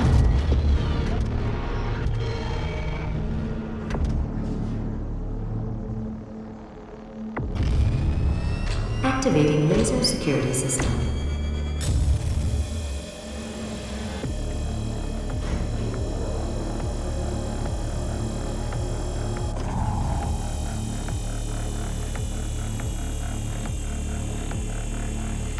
John says, Ox, please don't leave before getting the gun. Don't worry, I won't.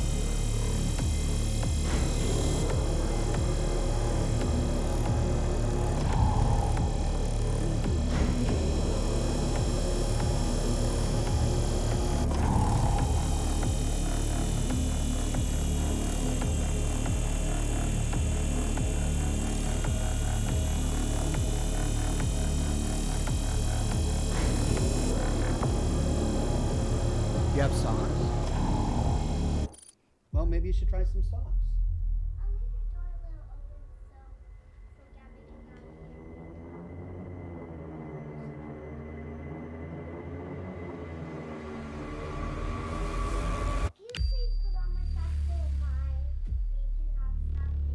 Where'd they go?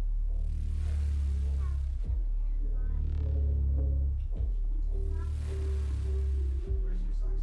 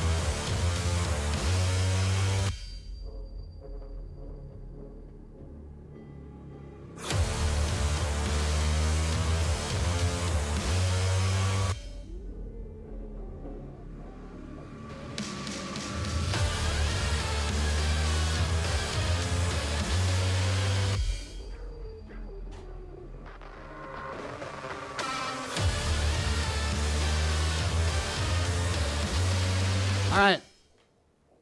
Little girl back in bed.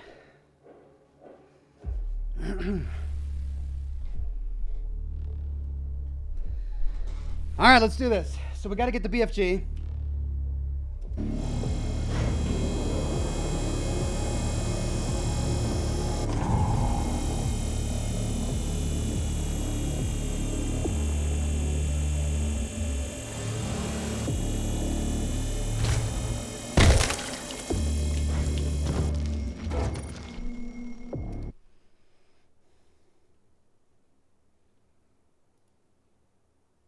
Whoa! Let's try this again. There we go. The ARC is the birthplace of several breakthrough fields, including BFG development, teleportation research, and cybernetic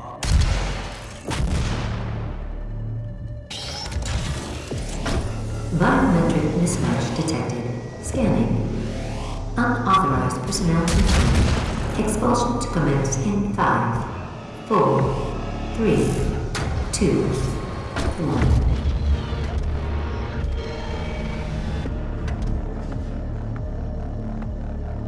1. Okay, so we got a laser grid below and a laser grid above. Security system.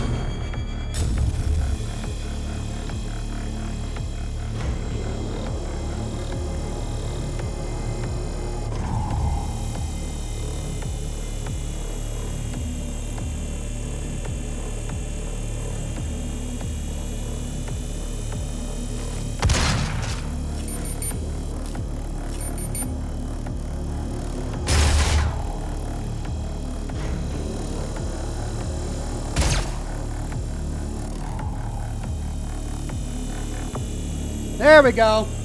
Josh Bunton says, shoot the outer circle of the grid. Thank you, Josh.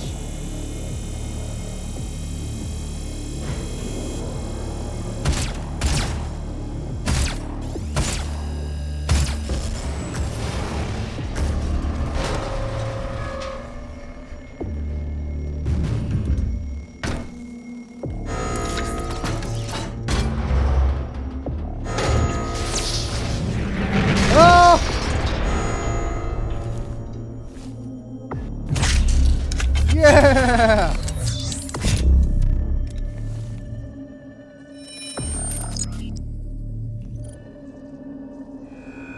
I have 3 shots.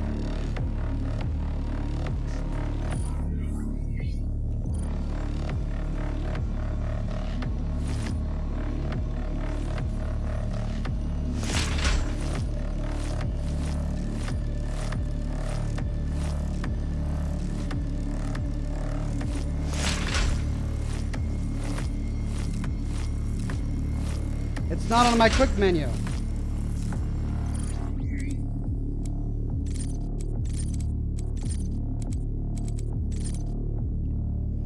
When correctly charged, ionized, and compressed, deadly packets of Argent energy can be released in a controlled manner at a velocity and potential energy quota far exceeding conventional weapons. The weaponization of Argent energy led to the development and mass production of the plasma rifle, but the UAC quickly realized they were capable of much more. The BFG 9000 is a culmination of those efforts. Only one prototype of the final weapon exists, and it is housed deep within the ARC in the BFG division. This weapon delivers streams of supercharged Argent energy to multiple targets, and is to some extent self-guiding. The streams will seek any cache of Argent it can find, usually demons or human test subjects that have Argent beacons surgically implanted. When the streams find their target, they release all of their stored energy in a fraction of a second, delivering an electrical shock that instantly boils the blood and fatty tissue of the recipient. Spontaneous expulsion of the subject often follows. Explosion of the subject. Ammo is scarce, says Clell Biggs.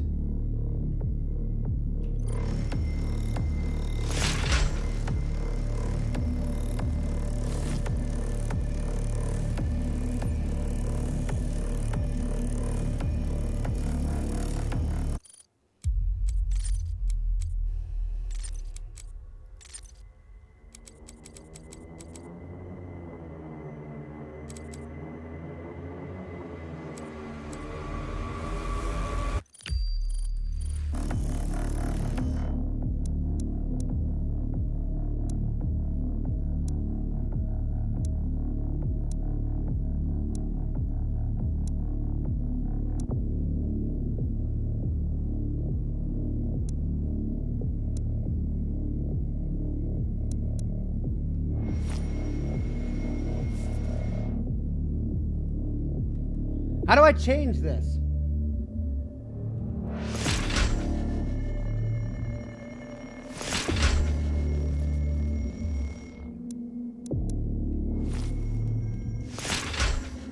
T? So I can't put it on my wheel? It's bound to T? Okay.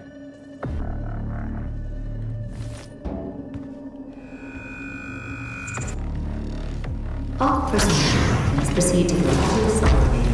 Do not float at level 5.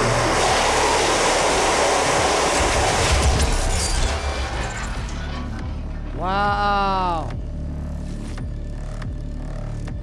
All personnel, please proceed to the Lazarus elevator. Demonic threat at level 5.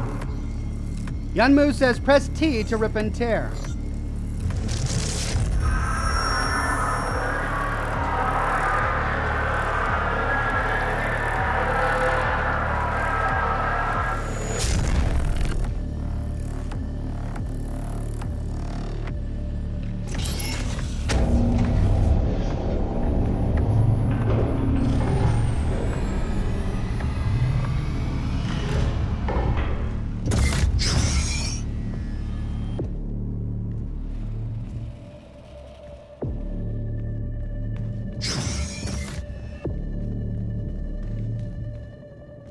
Rookie says, save the ammo. I will, but I was presented with the perfect opportunity to use it. So I just had to use it once.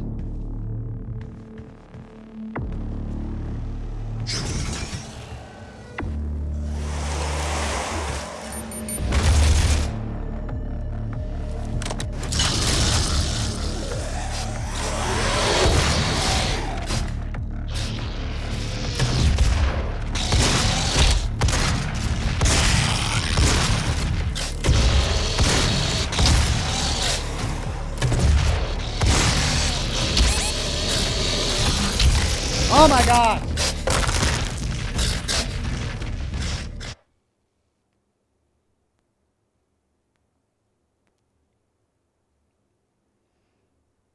Dream Demon says aim it high, and not having anything in projectiles and the projectile's way will have it kill anything for as long as it travels. Good tip.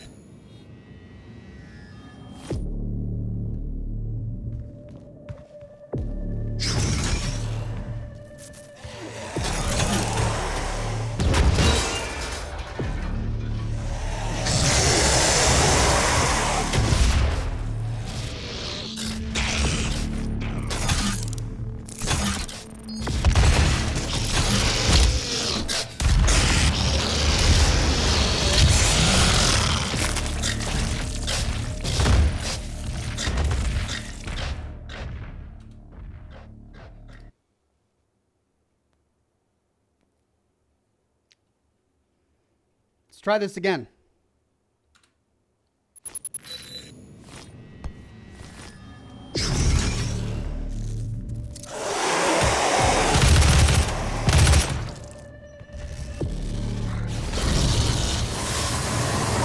Demonic presence at unsafe level.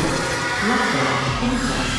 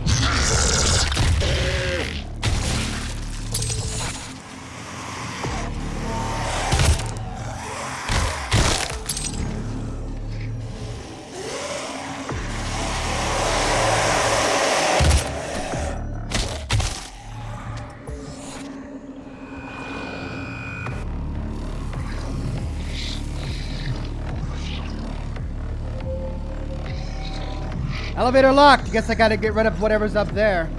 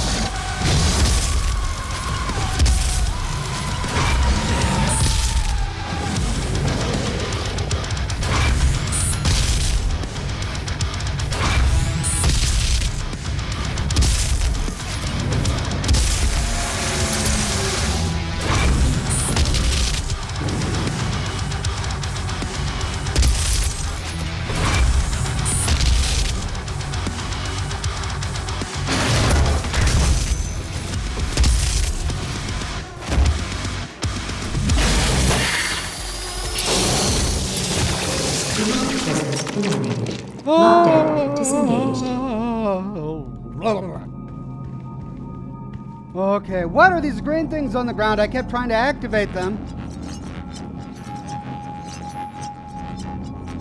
Oh, man. I need a nap after that. Time for BFG, says Marson. Maybe I should have used it there. But now you've all got me terrified of wasting ammunition. I've only got 2 shots of the BFG left, right?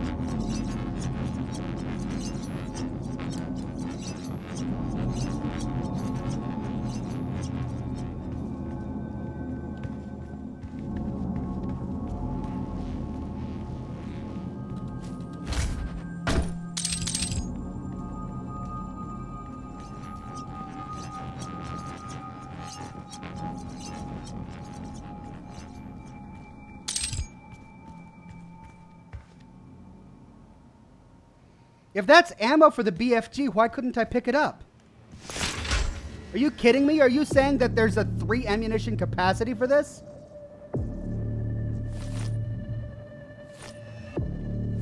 So I could have used it. I wasted an opportunity to use it because I was so concerned about ammunition. Alert. Lazarus service elevator now away. Deuteronomy says, doesn't the chainsaw refill ammunition automatically?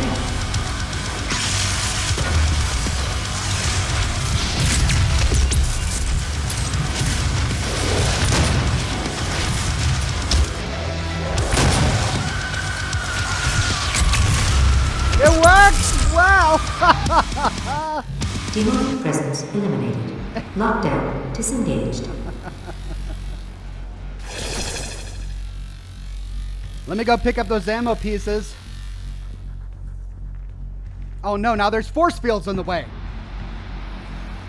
I can't get it because there's force fields in the way now. Oh, for crying out loud.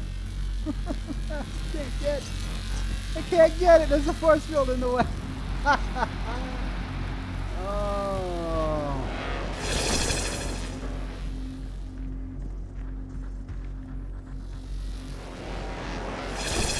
Lame. Lame, lame, lame.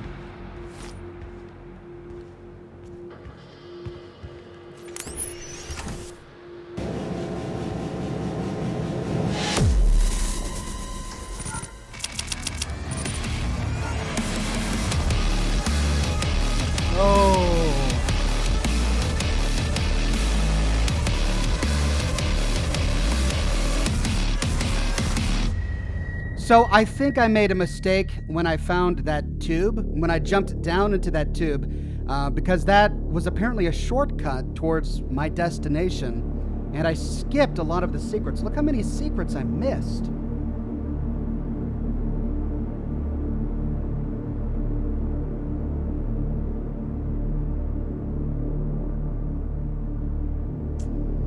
I didn't get any of the challenges. But I got all of the combat. I killed every single enemy.